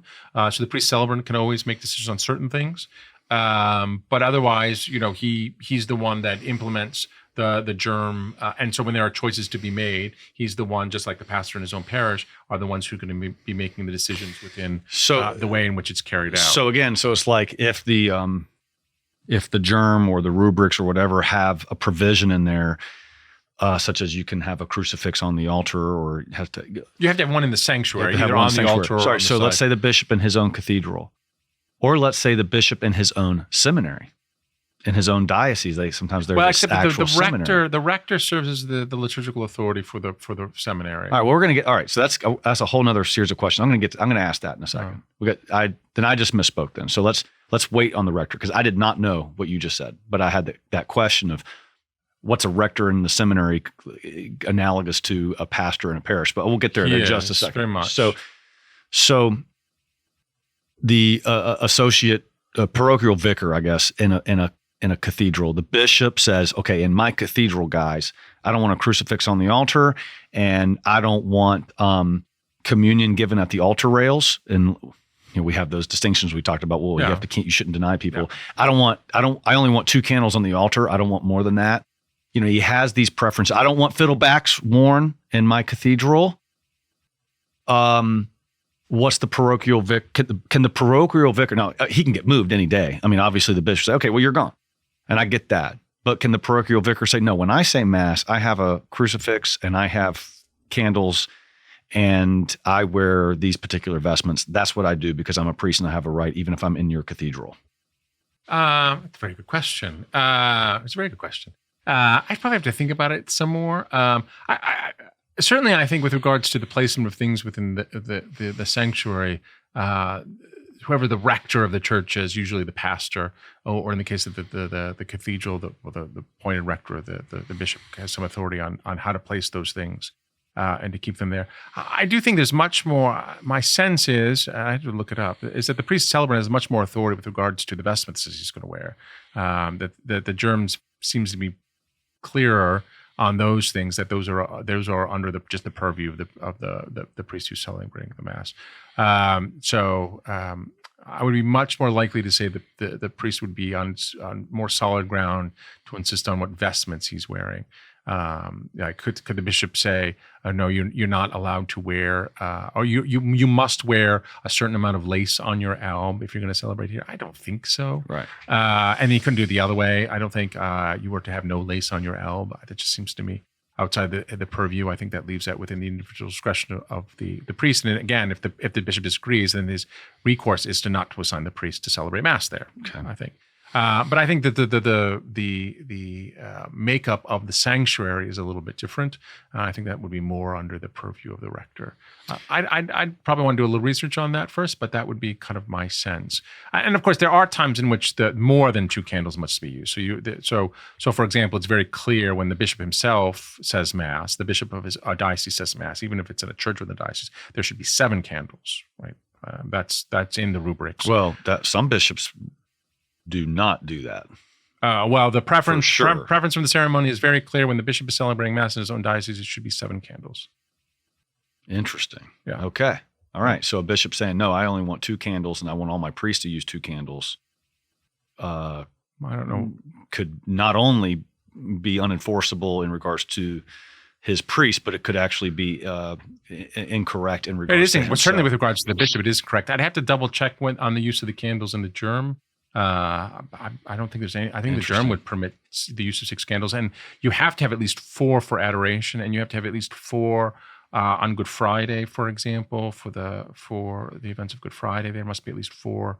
So there are other parts in which the instructions mandate more than 2 candles. Can you tell us a little bit more about a bishop is supposed to have 7 candles when he celebrates mass? It's in the ceremonial. So it's a liturgical book passed by the church. It affects. It's where we get, for example, how the priest holds his hands. It's not in the GIRM, but it's in the ceremonial. So the priest should have his hands folded in front of him. We get that, for example, from the ceremonial. But it tells you how to set up the altar before mass when the bishop is celebrating mass within his own diocese. And it says you should have 7 candles. I have to look at. I'm not sure if it says must. Do you think but they it should know say that? 7? Do you think bishops know that? Does anybody tell them that in bishop baby school? I hope so. But it's in English. You can go. I don't think they've done a new translation of it. Hopefully that's on their list. But it is an approved liturgical document. It has the force of liturgical law, and it applies. I mean, I don't know what else to tell you. Yeah, and I hear you. I'm just surprised. Yeah. But I think it's interesting that I think a lot of bishops see those kinds of things as recommendations, and then when they want to push their preference, they act like they have authority. I was it's some of the things just so surprising. So, for example, the GIRM is very clear that one of the things that's to be put out at mass is the communion plate. That is the plate that goes under your chin when they distribute communion. Yeah. That's not listed as optional in the GIRM. It's listed among the things to be put out at the beginning of mass. And yeah, I don't know. So it's quite very remarkable few places. That's actually a question I didn't have that I should have concluded. Should have included. It's amazing that it just seems that a number of bishops ignore or are ignorant of the specific rubrics, and then but then try to create their own and enforce it. Yeah. Which is the opposite, dead opposite, complete contradiction to the requirements from Rome. Yeah, I don't know how many do it, but I hopefully most of them are just doing out of ignorance. But another one that I run into is, when I purify the vessels, I use the sort of the older way of doing it with wine and water and doing it. And the current GIRM says you can purify the vessels with wine and water, but most priests aren't aware of that. And most churches are. So when I try to purify at the altar with wine and water, I get these surprised looks. Why are you trying to? Well, it's in the GIRM. Read the instructions. I could use wine and water. I am using wine and water. This isn't unusual. This is something that's there. It's part of the tradition. It's the way I do it. But oftentimes it's because the other big problem I always often run into is the GIRM is very clear that in the absence of a deacon, a concelebrant takes the deacon's parts. But I don't know any American priest that knows that. So if there's a priest and there's a concelebrant and there's no deacon, then it's the concelebrant who reads the gospel. It's the concelebrant who prepares the chalice. It's the concelebrant who holds the chalice. It's the concelebrant who dismisses the people. So he takes the part of the deacon. He still wears priestly vestments, but he just takes the part of the deacon. But I don't know any priest, very few priests in the United States that are even aware of that. I've only seen that in the Latin Mass. I have not seen that. It's explicit in the Novus Ordo. The preference, for example, the reading of the gospel, the preference in law is that the first preference is the deacon, and if there's no deacon, the second preference is a concelebrant. And if there's no deacon or concelebrant, only then does the pre-celebrant proclaim the gospel. But I don't know that many priests are even aware of that. Yeah, that's awesome. That's great. There should be a book. There is. Just read it. Things that pastors don't know, or something, or just something like that. Just please read it. All right. To wrap up this liturgical section. Sure. Just one more time, I think it's important. We've listed a lot of things that shows like where the bishop does not have authority over certain things, even if they think they do. And I have a much better understanding now of, they can't just go around and promulgate law that is contrary to an existing law. Higher law, but there's a hierarchy of law, and you can't have a lower law that contradicts a higher law. But if they want to pass any kind of law, there is a process for them to attempt to do that. For a particular law. Mm-hmm. So tie this section off by speaking to priests or pastors that feel a bit bullied on these kinds of issues, and give them advice, more of spiritual advice on how to cope with this. Now, we've talked about recourse, how we've said, hey, put it in writing, buddy, that kind of thing. But these are priests who can feel that they don't have a spiritual father in their bishop when they're having these kinds of conflicts. Sure. So what kind of pastoral advice, for lack of a better word, or spiritual advice would you give them? Well, I sort of a couple of things first is one, as I say to my seminarians when I teach, is your primary vocation as a parish priest is to love the people entrusted to your care. Always make that first, right? You are given to a certain portion of the people of God as a pastor, and you are to see to their spiritual good, and that is your life. That defines you. Stick to that first and foremost. All right. Hopefully, you're doing that in coordination and cooperation with the bishop, but make sure that whatever you're doing, you're tending to your primary vocation. And when you're running into conflicts with the bishop, I say the first thing to do is try to discern the good the bishop is trying to bring about. He must have some good in his mind that he's trying to bring about. What is that? And how can you cooperate that in the best possible ability that you can? And if so, do that, right? Try to bring about whatever the good is that you think he's trying to bring out.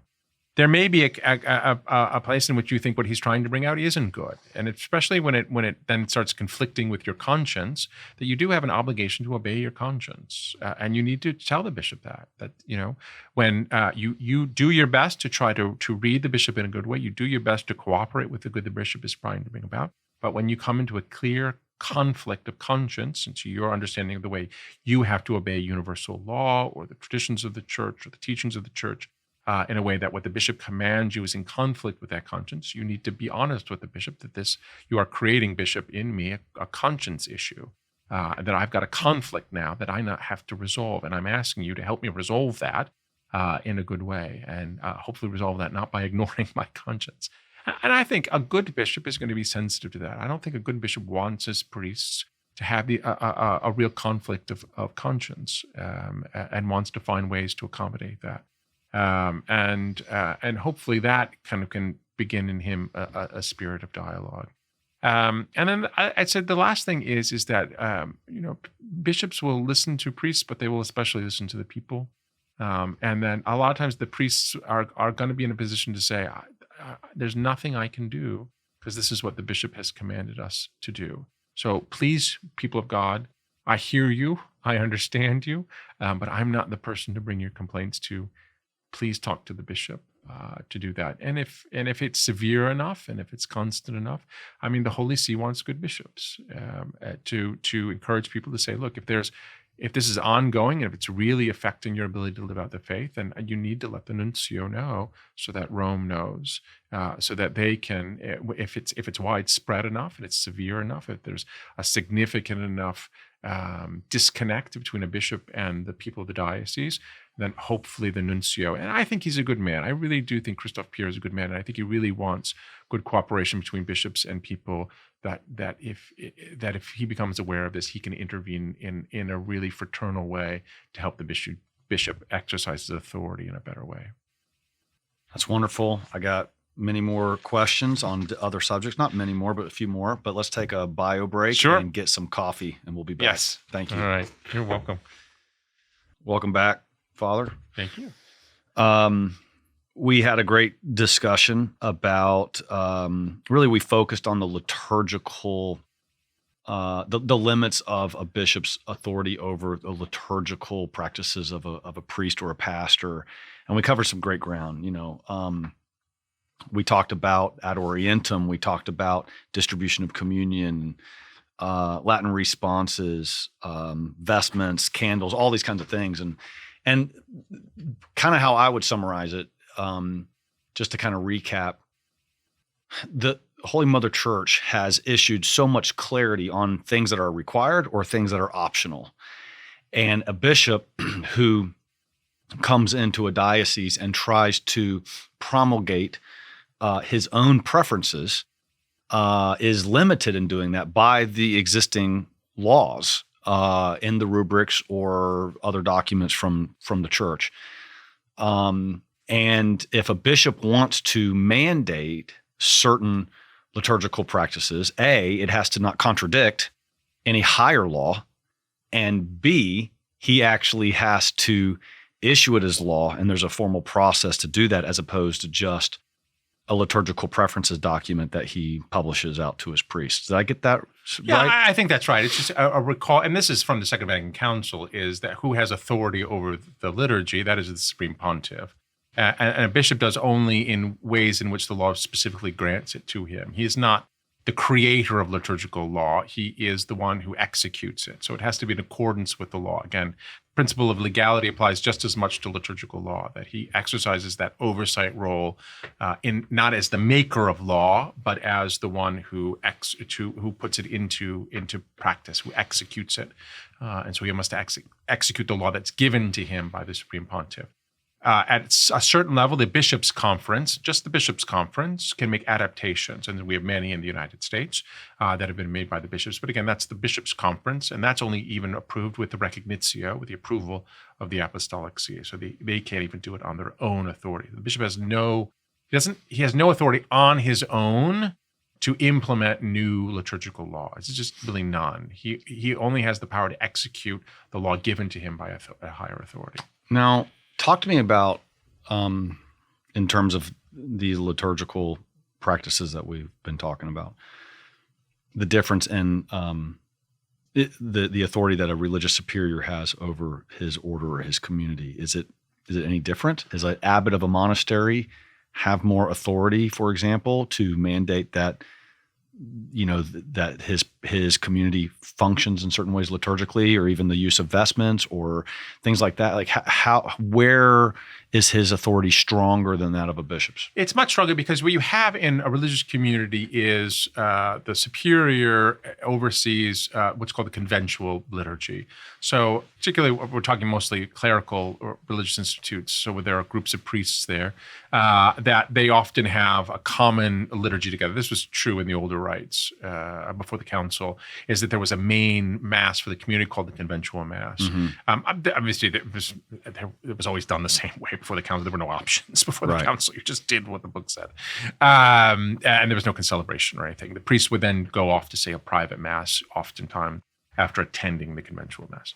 These days, the conventual mass is usually concelebrated, so it's one of the religious and concelebrated by the other priests in the community.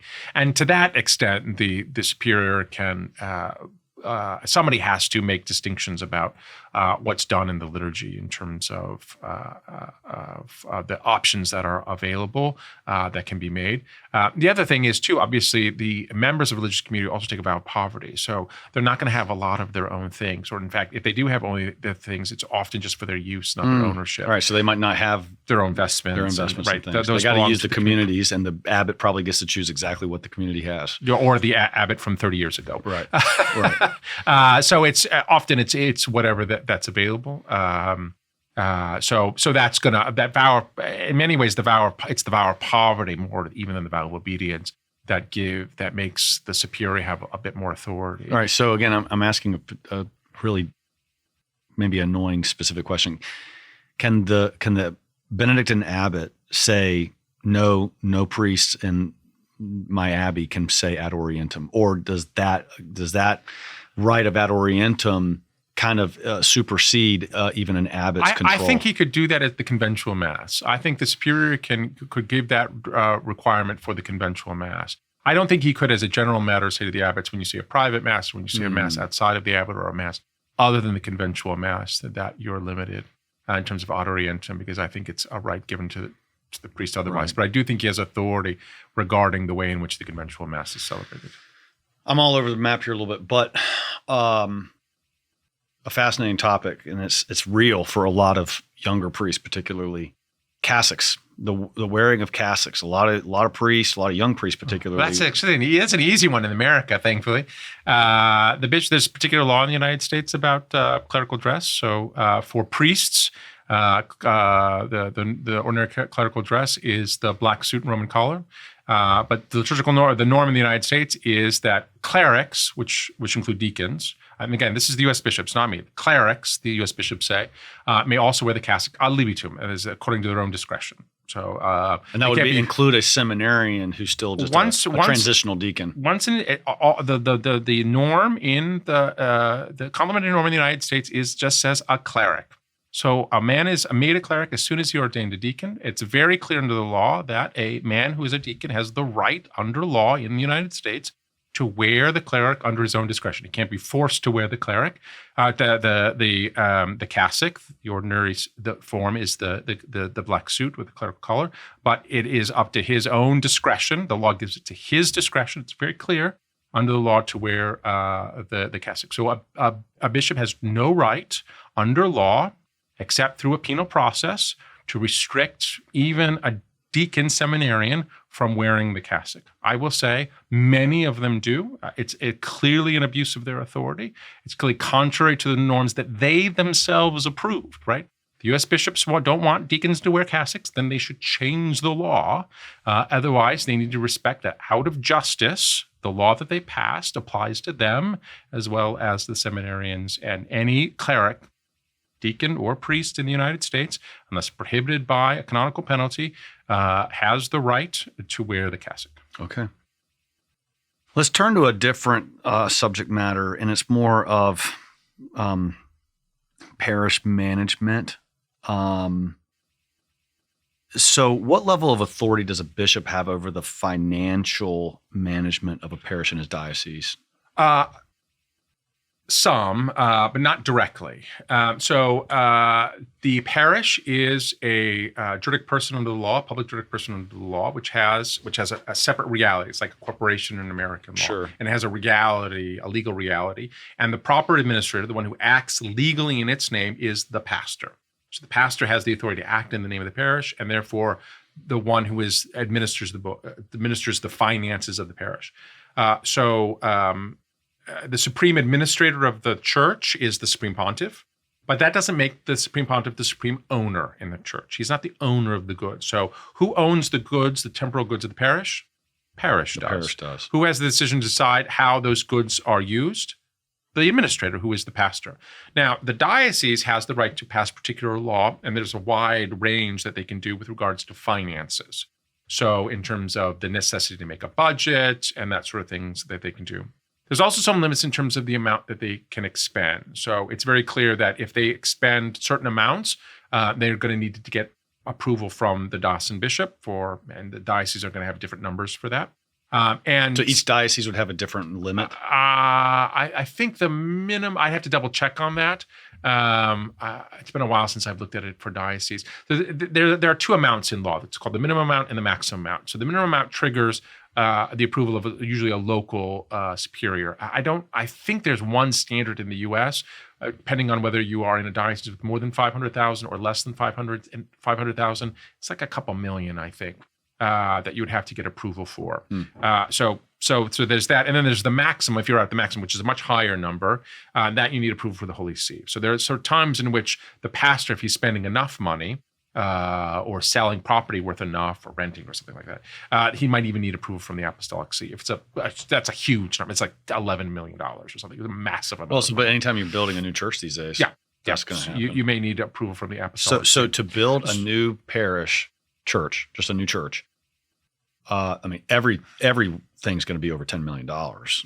Yeah, I can't remember the $10 million. Something like that. It's a very high number. It's basically believable that if you're building a new parish, the bishop would seek, or the pastor would seek permission from the Apostolic See. Yeah. If it involves alienation of property or buying. There's also some dioceses can put some restrictions on what's called extraordinary administration. So if there are other So if you're doing other expenditures that single expenditures that may be below some of those, you may need to seek approval, or outside of an approved budget, you may need to seek approval. So that can be done a little bit diocese to diocese. Okay, so I can understand. And they can put requirements. For example, you have to have a finance council. So the diocese must have a finance council. Every parish must have a finance council.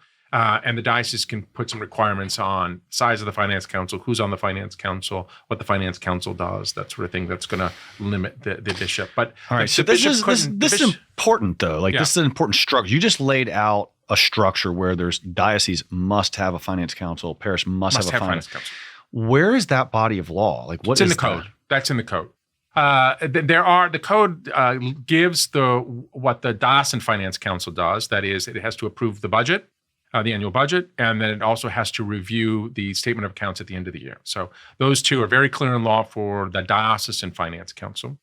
There's nothing specific in law for the Parish Finance Council. There are no specific. It says you have to have one, but it doesn't say what they do. And I think that the intent of the law is for the diocese to pass a particular law saying this is what the Parish Finance Council does. So hopefully every diocese has some particular law that says this is what the Parish Finance Council should do. And it's probably going to be similar to the Diocesan Finance Council. That is, they need to approve the annual budget and they need to review the annual statement of accounts.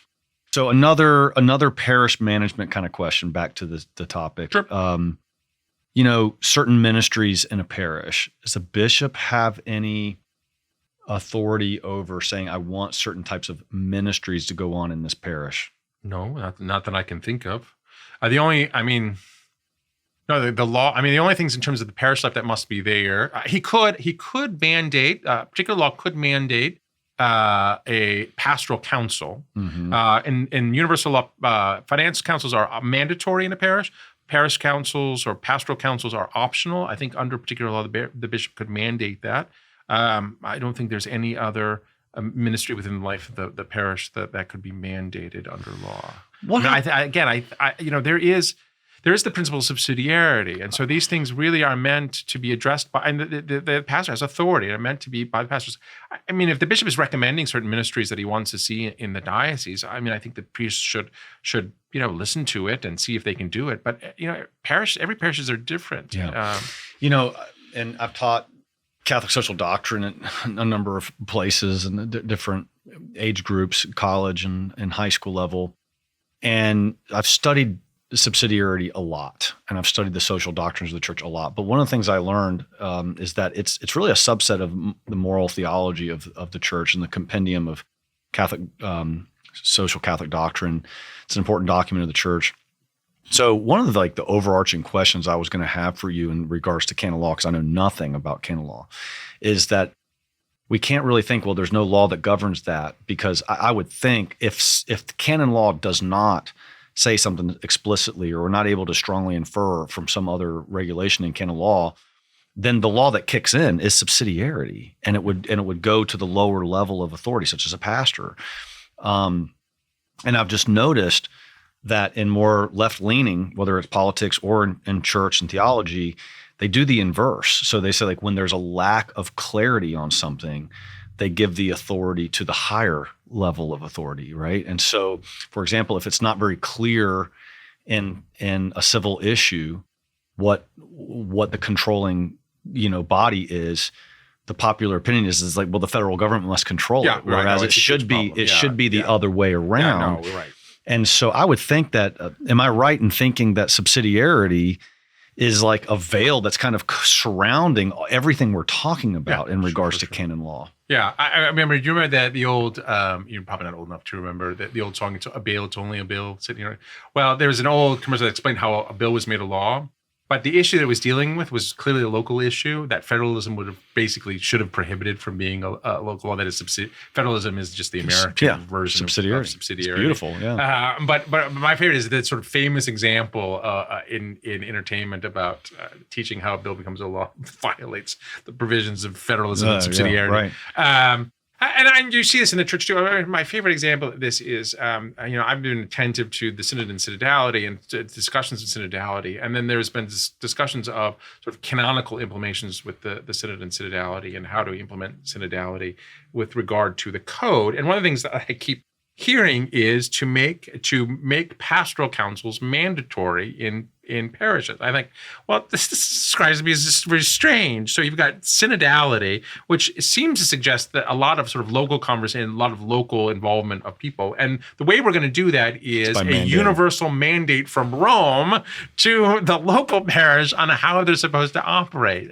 And none of the people who are sort of advocating see the irony. See irony, right? But it just seems to be. I mean, it may be a good idea. I don't know, but it just seems to be very ironic. Yeah, it's a tyrannical enforcement of localism. Yeah, which is just a I would say. I mean, I love maybe not tyrant. Sorry.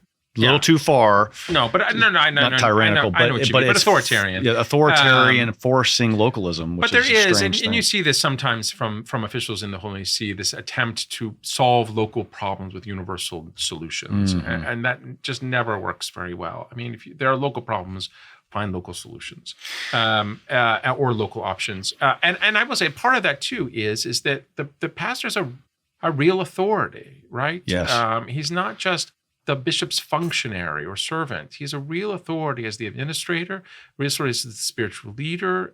He has an office in the parish, and the bishop really needs to respect that. All right. Now, let me ask you, where is the parishes, back to parish management, it all fits in some category for me in my brain.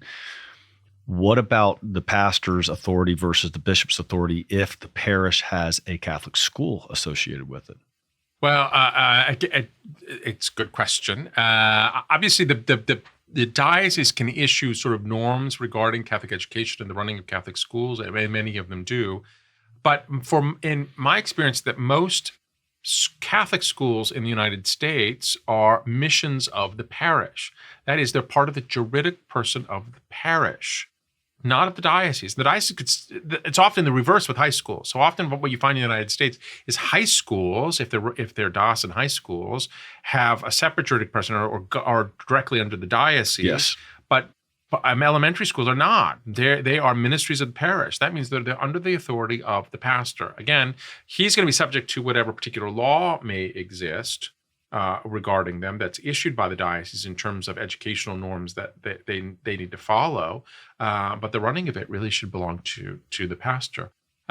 If the bishop wants otherwise, then he needs to make arrangements for those to come directly under the diocese as a juridic person, or alienate them so that they are separate juridic persons. Well, usually money's coming up in the issue of architecture, building projects, renovating, and this has happened all the time because we got a lot of old churches and people are especially down here in the South, Father, like we have so many old churches that were founded 100 years ago that are like chapels. And now we have pastors that all the Northerners have moved down. We have to build bigger churches. Whereas up north, parishes are closing down and they're consolidating. Here, we need to put those big, beautiful churches on a big truck somehow and bring them down here. So building projects is like every pastor I know has been dealing with some massive renovation or building project from scratch. What is the bishop's role and the diocesan role in the approval of the blueprints, the designs? Significant. Okay, walk us through that. One, because of the expenditure for money. So almost always those are going to trigger an approval by the diocesan bishop, which means the plans and everything have to be submitted to him. So because he has the right to approve the expenditure of the money, then he has the right to. He's not going to approve it unless he's agreeing with some of the patterns on it, or some of the plans on it. And I will say there is a document in the United States, Built of Living Stones, that sort of governs this, and that lays out kind of where the authority of the bishop is. I'd have to look at that to double check exactly how they delineate it. But when the bishops write documents about the authority of bishops, they tend to interpret it in favor of it, a great deal of authority to the bishops. When the USCCB is writing a document about the authority of bishops, you can better believe that it's written in favor of the authority of bishops. And it is, that one is. But and again, because it's regarding the expenditure of money, and because from the church's point of view, which we don't always appreciate, sort of the legal mind of the church when it comes to the physical structure of the church is that it will last forever. Yeah. Once you build a church, it's just supposed to last, and so you have to go through this incredible process if you're going to tear down a church or use it for something else. So if you build it, it's going to last forever. So you're approving of the church, which is why you want take it outside of just the pastor. So because this is going to be in the diocese for a very, very, very, very long time. So some role of the bishops that's going to be involved. But what if, okay, so you have a new bishop coming to one of these southern dioceses, for example. He's got to come into 30, 40 building projects that are going on at any given moment. What's his authority in changing that which was already approved by a bishop? I mean, he can. I mean, once approval has been given, I mean, the executive authority of a bishop doesn't end when he dies. So the approval has already been given, is given. So you have a right to continue. Now, the new bishop can, I think, come in and I mean, I have to think about it a little bit. He might be able to step in and withdraw that, but he'd have to have a really good reason to do so. And I would really think that would subject to some significant recourse, particularly if he did so without a significantly grave reason and without the normal due process and the consultation that would be required with something like that. It would be very unusual. And I think very, very difficult for him to do. But if you've gotten, if you've submitted your plan to the diocesan, to the former, if you have a diocesan bishop, you've submitted the plan and he's approved the plan and he's approved the expenditure of funds. I mean, you have the legal right to go forward.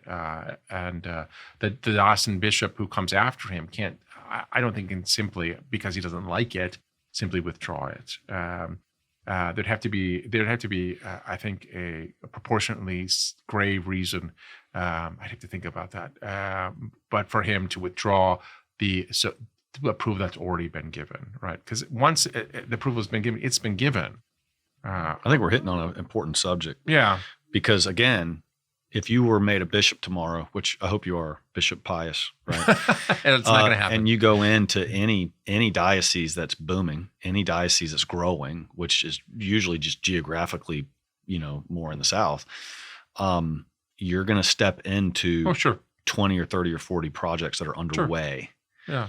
I mean, I would have to ask sort of why is the bishop then, if a new bishop is coming in withdrawing approval for approval that's already been given, why is he doing? Because he doesn't want, let's just say this hypothetical bishop doesn't want traditional architecture being used, being I just don't think that's. I mean, if he states it that way, that's certainly not. No, I don't think they would. But whether it could be beautiful stained glass windows, it could be the way the altar is designed. It could be the communion rails that we've talked about before. It could be side altars.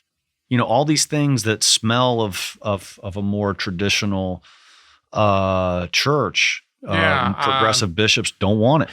I remember when I won't say which diocese, but when we renovated one of our parishes, we didn't call them side altars, we called them horizontal worship spaces. And that got solved it. That got it through the Diocesan Liturgical Commission at the front end. But again, and I do think there's a real problem and a real legal problem with the expectations of justice for a bishop, particularly to withdraw approval that has previously been given without sufficient legal reason. It's good to hear. I think that I mean. Both as a legal matter, but especially as a matter of natural justice, right? Because we talk about sort of reliance issues when we talk about law as common law issues. Your detrimental reliance on people, and that causes you harm. That can raise legal causes in common law. I think you should think about the same principles with canon law and the exercise of a legal act. So when an authority issues a legal act and somebody acts themselves in reliance on that, I think it's very dangerous for a bishop successor to withdraw that legal act because the person has relied on the previous action. Not only as a financial matter, but as a matter of just strict justice, right? Because once you've received the benefit of that legal act, right, then it inures to you, right? Mm-hmm. So I mean, justice is about giving another what is due to him. That now becomes due to me because a legitimate legal authority has given me the right to do so, and now you're withdrawing something that has become my legal right. There's a problem of natural justice in doing that, particularly for a light reason. Or for a reason not grounded significantly in law. Okay. I mean, I can see doing that if you're a bishop that comes into an area and you look at this plan, and now you look at the money they've raised and you say, well, by this point, you thought you were going to raise 3 times this amount. You don't have nearly an amount of money to pay for this plan of yours. Like that is something you'd say, stop. Let's get these finances under control and do something like that. Or, we were going to build this big church in this area 2 years ago, but a major employer that was in the area unexpectedly shut down. The neighborhood has emptied out.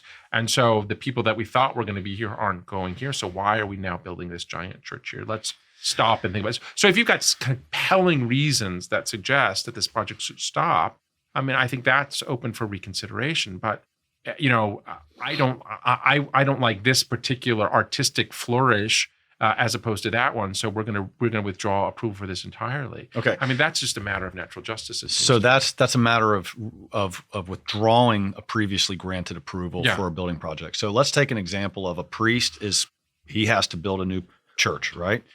The pastor's building a new church. He is a pastor, not an administrator. He's a pastor. He wants to put the tabernacle in the middle, and he wants to put altar rails, and he wants to put an elevated ambo. I guess you walk up the steps. And he submits the drawings, and the bishop says, I don't want the tabernacle in the middle. I don't want altar rails, and I don't want an elevated ambo. Can the pastor do anything about that? Or is the bishop, just because it's a new church and it hasn't been approved before, does the pastor just prevail and basically gets to be the chief architect? No, you do. The bishop does have some rights regarding what he'll approve and what he'll not, and what he won't in terms of standards. But he has to have reasons, and those reasons cannot just simply be arbitrary. Okay, but you say like elevated ambos are look too authoritarian and are offensive to people in the pews. So we don't want that. Yeah, I would say that's not in accord with law. That the law certainly permits those sorts of things, and you'd have to have a reason that's rooted in the law to deny something like that. And absent that, one could take recourse to the dicastery in Rome and say, this is an exercise of authority outside the bounds of law, or a reason that is outside the bounds of law. And so Holy See, could you inform the bishop that he cannot, in fact, make these decisions? So I do think something like that would be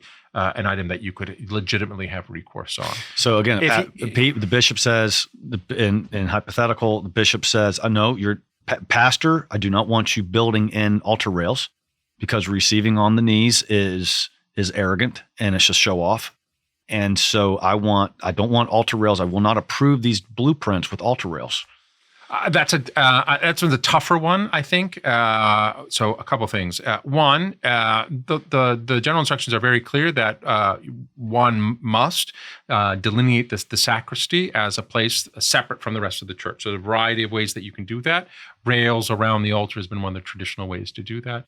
That's an interesting distinction. So I wouldn't call them communion rails. I would call them sanctuary rails, and say this is in accordance with the GIRM's instruction about delineating the presbyterium, which is what the GIRM instructs you to do. Usually you do that. You can also do that by elevating that and by different materials that are used at the floor. Now you sound like a lawyer, man. Oh, yeah. It's awesome. What'd you call them? Horizontal worship spaces? Sure. And sanctuary. You're being a great lawyer now. That's awesome. Well, the difficulty of that, of course, is that and that's where I do think he has some more a legal basis, is that the ordinary form of receiving communion in the church in the United States is standing, not at the right. So rail. The bishop can cite that and say, no, altar rails. What's the point of why are you adding this rail when this is not part of the liturgical custom? And your response is, well, they're not communion rails, right? What these are ways for delineating the sanctuary, to reserve them off as a holy space within the holy space, which is what the GIRM intends. And the funny thing is, you go all over Europe. Yeah. And lots of places in Europe have gotten rid of all their altar rails. You know what they have now? They have these little ropes that say, please do not enter the sanctuary. Right. But there is I do think, and it isn't just a legal joke, I do think there is a reason that you would want to separate that out, that people don't understand that this is a holy place where the altar is, and so that and the GIRM is very clear. I don't know if it mentions the rail specifically, but it's very clear that the sanctuary should be set apart. Separate. Yeah, and we're not like the Eastern Church with the whole... The kind of stasis, but the rail was a kind of, finds its origin in the iconostasis. And the other thing is, and I do think this is a shame, the loss of this from the council, is that the altar rail was an extension of the altar, right? This is why you had a cloth on it. Oftentimes the top of the altar rail was the same material as the altar, so that you had stone there and stone there. You had a cloth over it as well, so that became the extension of the altar. Beautiful. It's the way in which the people of God approach the altar for the reception of communion. I think that break from that, I think, is tragic. And then, we often talk about the sort of the symbolism that goes along with the Holy Communion. I think we've lost that sense of symbolism about that connection between the rail and the altar. It's beautiful. It's beautiful. Now, if you don't have all your canon law books here, but if it really got down on a building project to pastor versus bishop on something like altar rails. I think the Holy See would uphold the bishop. Uphold the bishop. Yeah. Certainly on something like altar rails, yeah. Okay, now, side altars. Again, I think because there's only supposed to be one mass at a time, it's one issue to destroy side altars that are already there. I think there's a good argument to me legally that the law wants those protected, particularly if they have artistic or cultural importance or the like. But adding them to a new church, I think the bishop would be in his right to say there's no need for side altars in a church because you can only have one mass at a time according to the new rubrics, and therefore not to have those. So what would examples be? That's why you have horizontal worship spaces. Right, exactly. I gotcha. Now, what would be examples for this pastor in building a new church that he would have authority over, if that's the right word? I mean, the stained glass windows, placement of the tabernacle, like what else? I mean, the choosing of which altar he's going to put in there, choosing whether there's like an old school high altar in the back. Like what is the artwork, the Stations of the Cross? Hopefully it's not. I will say the baptismal font. Like, what does he have authority over? Well, a lot of those are required. A lot of those are within the law. For example, the preference of the law, for example, for a parish church, it should be a stone altar. You can have wood, but it should be immovable. That should be built in. You might have some wood as the base, but it should be built in, and you shouldn't be able to sort of lift it up and move it to the side. That's a problem. But is there specific laws that would govern? Like, how are you conclude? Like, I understand the communion rail issue because you're looking at the norm for. Like, I see that you're looking at the norm that this country has for receiving communion standing. Yep. That's the basis of that authority there. When there's not a basis of authority on such as how nice is the baptismal font, or something like that, or whether the ambo is elevated or not. Like, I suspect there's not norms for these things. Mm-mm. So in the absence of a norm, would you say then the bishop has to have an extraordinary reason to overturn a pastor's decision on the architecture?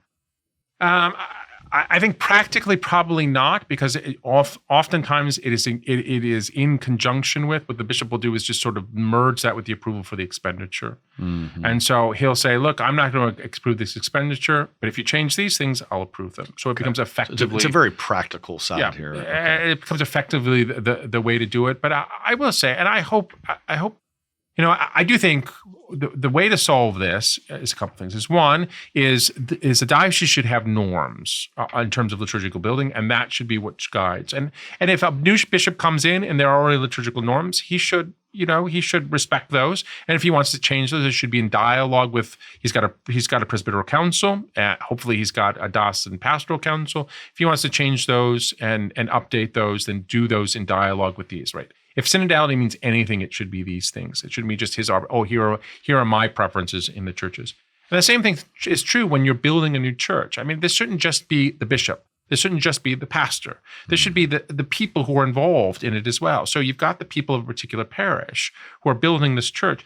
Absolutely, they should be involved in the planning of this. I mean, obviously not every single one of them, but hopefully there is a group of them who are involved. Hopefully there are options for them to give their input on what things look like. And when that happens, when this is done in dialogue, when there are norms that are issued by the general norms that are issued by the diocese that are taken seriously by the parish, and the pastor works with the people in the parish and the experts that he needs, then and the bishop then respects this process.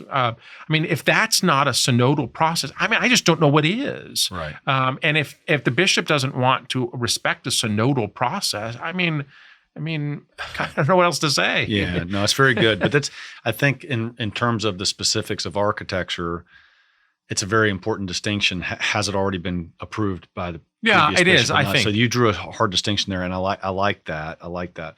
But I also, I appreciate hearing that in terms of new architecture, new approval process, a bishop, He's got a lot of authority. he's got a lot of authority because he can approve the expense or not. Yeah. And the same thing is usually going to be true with renovations because, again, they usually involve a very large expenditure. Yeah. which So needs there's to be some approved kind by of the bishop. diocese. So if it's a $20,000 statue that the pastor's putting in, it probably doesn't invoke diocesan approval. Probably not. Yeah. If it's But if it's a single, but if it's a complete redo If of they're the putting on a interior, new roof, you're in millions, and you're going to end up Yep. invoking the bishop. Yep. I get it. I Yep. get it. What about, let's change, so that was very helpful for me, church architecture, building projects, because that has got to be a very common thing that pastors deal with all over this country. If they're renovating an old church up there in New York, or they're doing a new one down here, and the bishop and them have totally different views on architecture. I could see that just being a normal point of contact. I would say there are norms in the general instructions. Built of Living Stones, which is the USCCB, doesn't have the force of law, but hopefully that will guide and avoid. If you can turn to that and say, "Look, bishop," or this is in the bishop's document on this. Why can't I do this? When you bishops have approved this document that says all the other bishops seem to think this is okay. Why don't you? What about, so we've talked about parishes, we've talked about the liturgy, we've talked about building projects and finances. Another major area of a bishop's authority, and I would think it's very extensive authority, is over priestly formation. And so, Yes and no. Well, talk to me about that. Okay. Much of that is actually done by the Holy See. So the Holy See issues a document that governs priestly formation for the whole Latin Church. Yes. So there's a document, and then there's an adaptation of that that's done by the Episcopal Conference. The current one is usually known as the PPF, the Program for Priestly Formation in the U.S. We're on the 6th edition. That took a great deal of wrangling between the dicastery and the U.S. bishops over a couple of sticking points, but it's finally approved. So that sets the standard. And so the standard of that, both formation-wise and particularly academic-wise, then is given to the rector to enforce. So the rector then puts together the program of priestly formation. So much of that is governed by these higher-level documents, both from the Apostolic See and from the Episcopal Conference.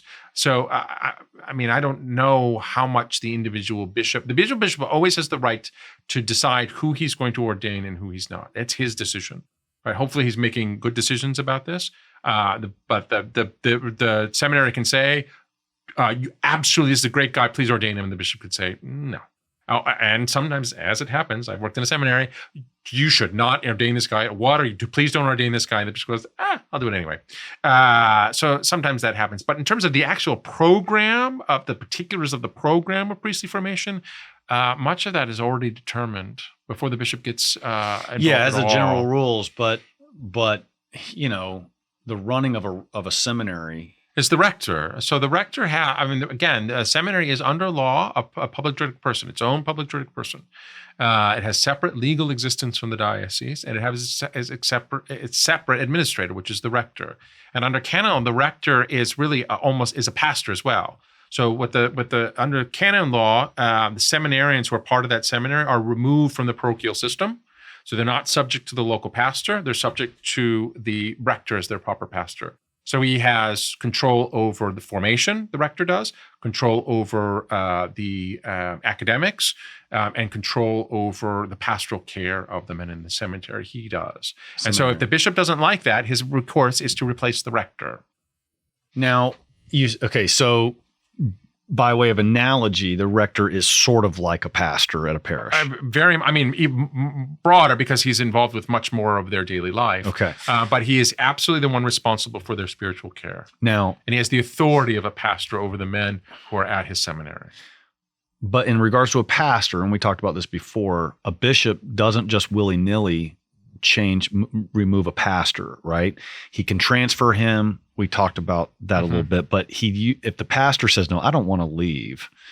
I want to stay at my parish," the bishop has to kind of go to some extreme lengths to remove that pastor to another parish, does he not? Mm-hmm.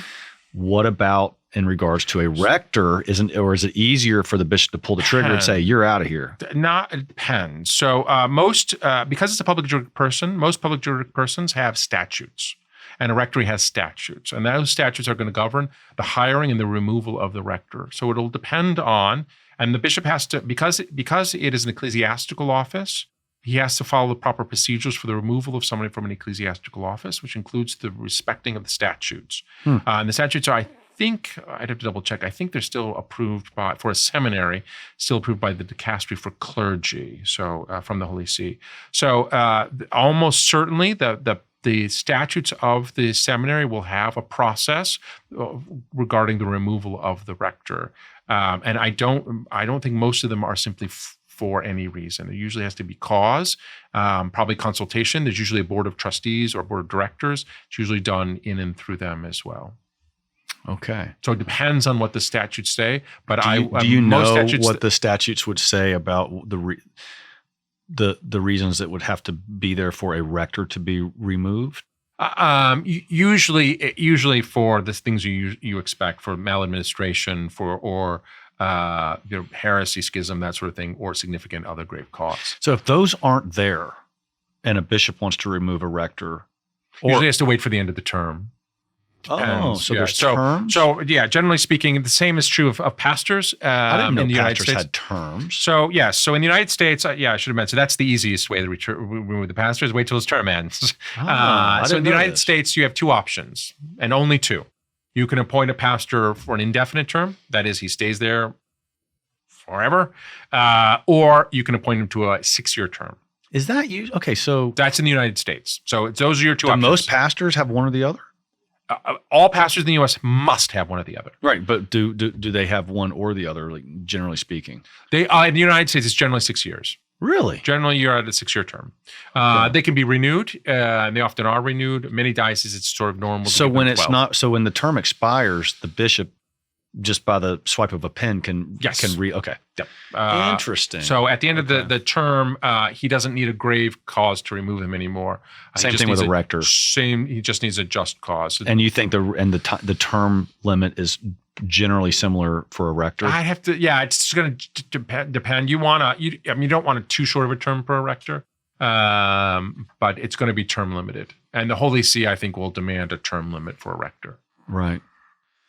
And normally what you do is, so you don't automatically lose your position, even a pastor, at the end of the expiration. So there always has to be an exercise of authority to remove you even after a time period. So sometimes pastors are there for 6 years. They don't hear anything from the bishop. They're still pastor. You're pastor until the bishop says, I now realize that you're a pastor term. Now you're removed as the pastor because you're pastor term. Same thing would be from a rector.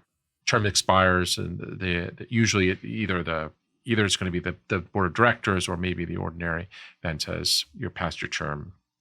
So now the position is vacant. Fascinating. Okay, that's great. I just wanted to kind of return. We mentioned something a little bit in passing in regards to a bishop approving of the creation of a religious order in their diocese, or religious orders moving into the diocese, or in terms of a religious order moving out of a diocese, or just the general authority of a bishop over a religious order and how they function. How does that all work? A much longer story. I just asked like a whole book full of questions. Yeah, and there are very different answers for each of them. So generally speaking, right now, the Holy See, the Holy Father changed this recently. So a bishop no longer has the authority to erect what's called a religious institute of diocesan right. So a new religious order is the old term, and it had a very specific meaning. But we would say today a religious institute or a society of apostolic life. But we'll stick to religious institute, which is what we mean by when we say religious order. So in the past, the bishop had a great deal of discretion in establishing a new religious institute within his diocese. That has been withdrawn by Pope Francis. A bishop cannot even erect what's called a public association of the faithful that's thinking about becoming a religious institute without the approval of the Apostolic See. The Apostolic See thinks the bishops have been approving these far too easily, and so has put the brakes on it significantly. So the bishop no longer has the authority to do that himself. So he can't create one without Rome's approval. In terms of allowing in, the bishop has the right to approve the erection of a religious house. So every religious live in what are called houses. It's the canonical term. So the religious community can erect a house, but if you want to erect it in a diocese, it has to do so with the permission of the local ordinary, the diocesan bishop. So in that sense, you can't come into a diocese. That is, you can't erect a house in a diocese without permission. You don't need his permission to leave. You just notify him. What about kicking religious communities out of a diocese? Yeah, absolutely. The bishop can do that. You can tell them they're no longer welcome and they have to leave. All right, really? So let's take like a radical example. Like you take some. It's still their property. He can't steal their property from them. If they have property in there, it's still theirs. But he can withdraw his permission for them to stay. Really? Yeah. Yeah. I mean, so you take some. Happened to us pretty recently. Can you tell me about that? Let's not. Okay. I'll tell you off air. So it's interesting. I mean, but you just think about like certain old religious communities, like a Benedictine order, right? I mean, there's been Belmont Abbey Monastery in this diocese for 150 years. And you just kind of think of it as its own self-subsisting thing, you know. It is its own self-subsisting thing. Now, yeah. But how could a bishop just say, you're out of here? I mean, would they have to prove, like, is there a canonical process? A darn good reason? Process, but you always have to have, anytime you exercise authority within the church, it has to do so with a reason. Like, would the Pope have to say, yep, Belmont Abbey, you got to leave? It's a terrible example because Belmont Abbey's not going anywhere. Yeah. But they're right down the street, I'd have to think about it because what you have with Belmont Abbey is what's called a sui juris monastery. It only exists as the monastery, and those have certain extra, those are much more under the authority of the Supreme Pontiff, of the Apostolic See. So that might be much harder to do, and certainly would be much harder to do if it were nuns. Nuns are another matter. That is cloistered nuns. Those are very much under the Holy See. Those are the okay, so it's harder for a bishop to get rid of cloistered nuns. Because those are really under the Holy See. I'd have to look at the law a little bit on those. Certainly, like an order with multiple houses like mine or other religious institutes, that's a little bit easier to keep them. But again, keep in mind, I will say, to the extent that they own the house, it's still there. The bishop can't. I remember stories of some bishops in certain continents who tried to steal the property or take the property thinking it's theirs, but the religious institute is a juridic person, and the houses of religious institutes are juridic persons which are capable of ownership, and to take the goods that they own is what we call theft. So you may be able to tell them to leave the diocese, but it's still their property, and so they still have the right to that property.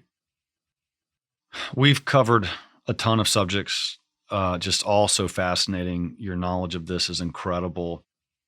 The purpose of this, Father, for me was A, I'm just darn curious of all this, but more importantly, B, I get the sense that priests are not necessarily very knowledgeable on a lot of these subjects. And I guess you have seen that firsthand, even though they go to seminary and they probably take some intro to canon law class. They don't know these things. Yeah. And so I'm hopeful that priests all over the country listening to these, that it will help shape their minds on how this whole process works. So any last thoughts you would have, advice to priests, to pastors, on, how to navigate these things, particularly when they find themselves, very unfortunately, in some kind of conflict with their bishop. No priest wants to have conflict with their bishop any more than a son wants to have conflict with his father. So it's a painful thing when it happens, and I'm sure you've seen this many, many times. Oh, yeah. So, just as we wrap up here, what's the final advice that you would give to priests in this sort of situation? So I often tell my students, there are things worth falling on your sword over and things not. So pick your battles. Don't pick silly ones. Pick important ones, and ones in which you think you're right. The second one is clearly if you think the law is on your side or there's a question about the law, seek out some people who have some knowledge about that. There are a lot of good, and especially a lot of good lay canonists in the United States as well. In the United States. So seek out some good legal advice on what your legal rights and duties are, particularly if you have an office like a pastor or something like that. And then, I do think prayer is an important thing. If there is a conflict, is that your first thing to do should be to take it to prayer, is ask for the wisdom of the Holy Spirit to guide you and to ensure that you're doing the right thing, that you're doing it to purify your motives, to make sure you're doing the right reason, and to help do the same thing for the bishop so that the bishop can see things clearly. And hopefully, I often find that one of the big problems, whether it's married couples or whether it's priests and bishops or religious and their superiors, is communication. Learning to really listen to people, listen to, I keep saying this, listen to the good that the bishop is trying to bring about, and help your bishop, and really be active in cooperating with that good, and maybe making suggestions about what the good the bishop wants to bring about, the means he's using aren't the best way, and you may have some ideas for some better means. But giving him in such a way is that you're helping him understand we're on the same side, we're trying to bring about the same good. Let's think about the means that we're using to bring about that same good. And sometimes that can help as well. And sometimes the grace of the Holy Spirit can break down some of the stubbornness that both sides have on these things and come to what is hopefully a mutually agreeable consensus and decision. Because I think in the battles over things, what can be lost is the ultimate goal, which is the good of the people of God. You don't have the role as a bishop for your own good. You don't have the role of a pastor for your own good. You have both of those are oriented and geared towards the other, and that is the good of the people of God. And that should always be the question. Always, always, always be the question. What is the best for the people of God in this situation, and how do we together bring that about? And always to keep that end in your mind, even when you can get caught up in the weeds of an individual struggle. Father Pius, thank you for your priesthood, for your ministry, and thank you for being here on the show. Well, thanks for having me. It's really been a delight. I love Charlotte, and I love coming down. All right, we'll do it again sometime. Oh, yeah, absolutely. Maybe I'll come to Rome and we'll film there. Anytime, All right. anytime. Thank you. You're welcome.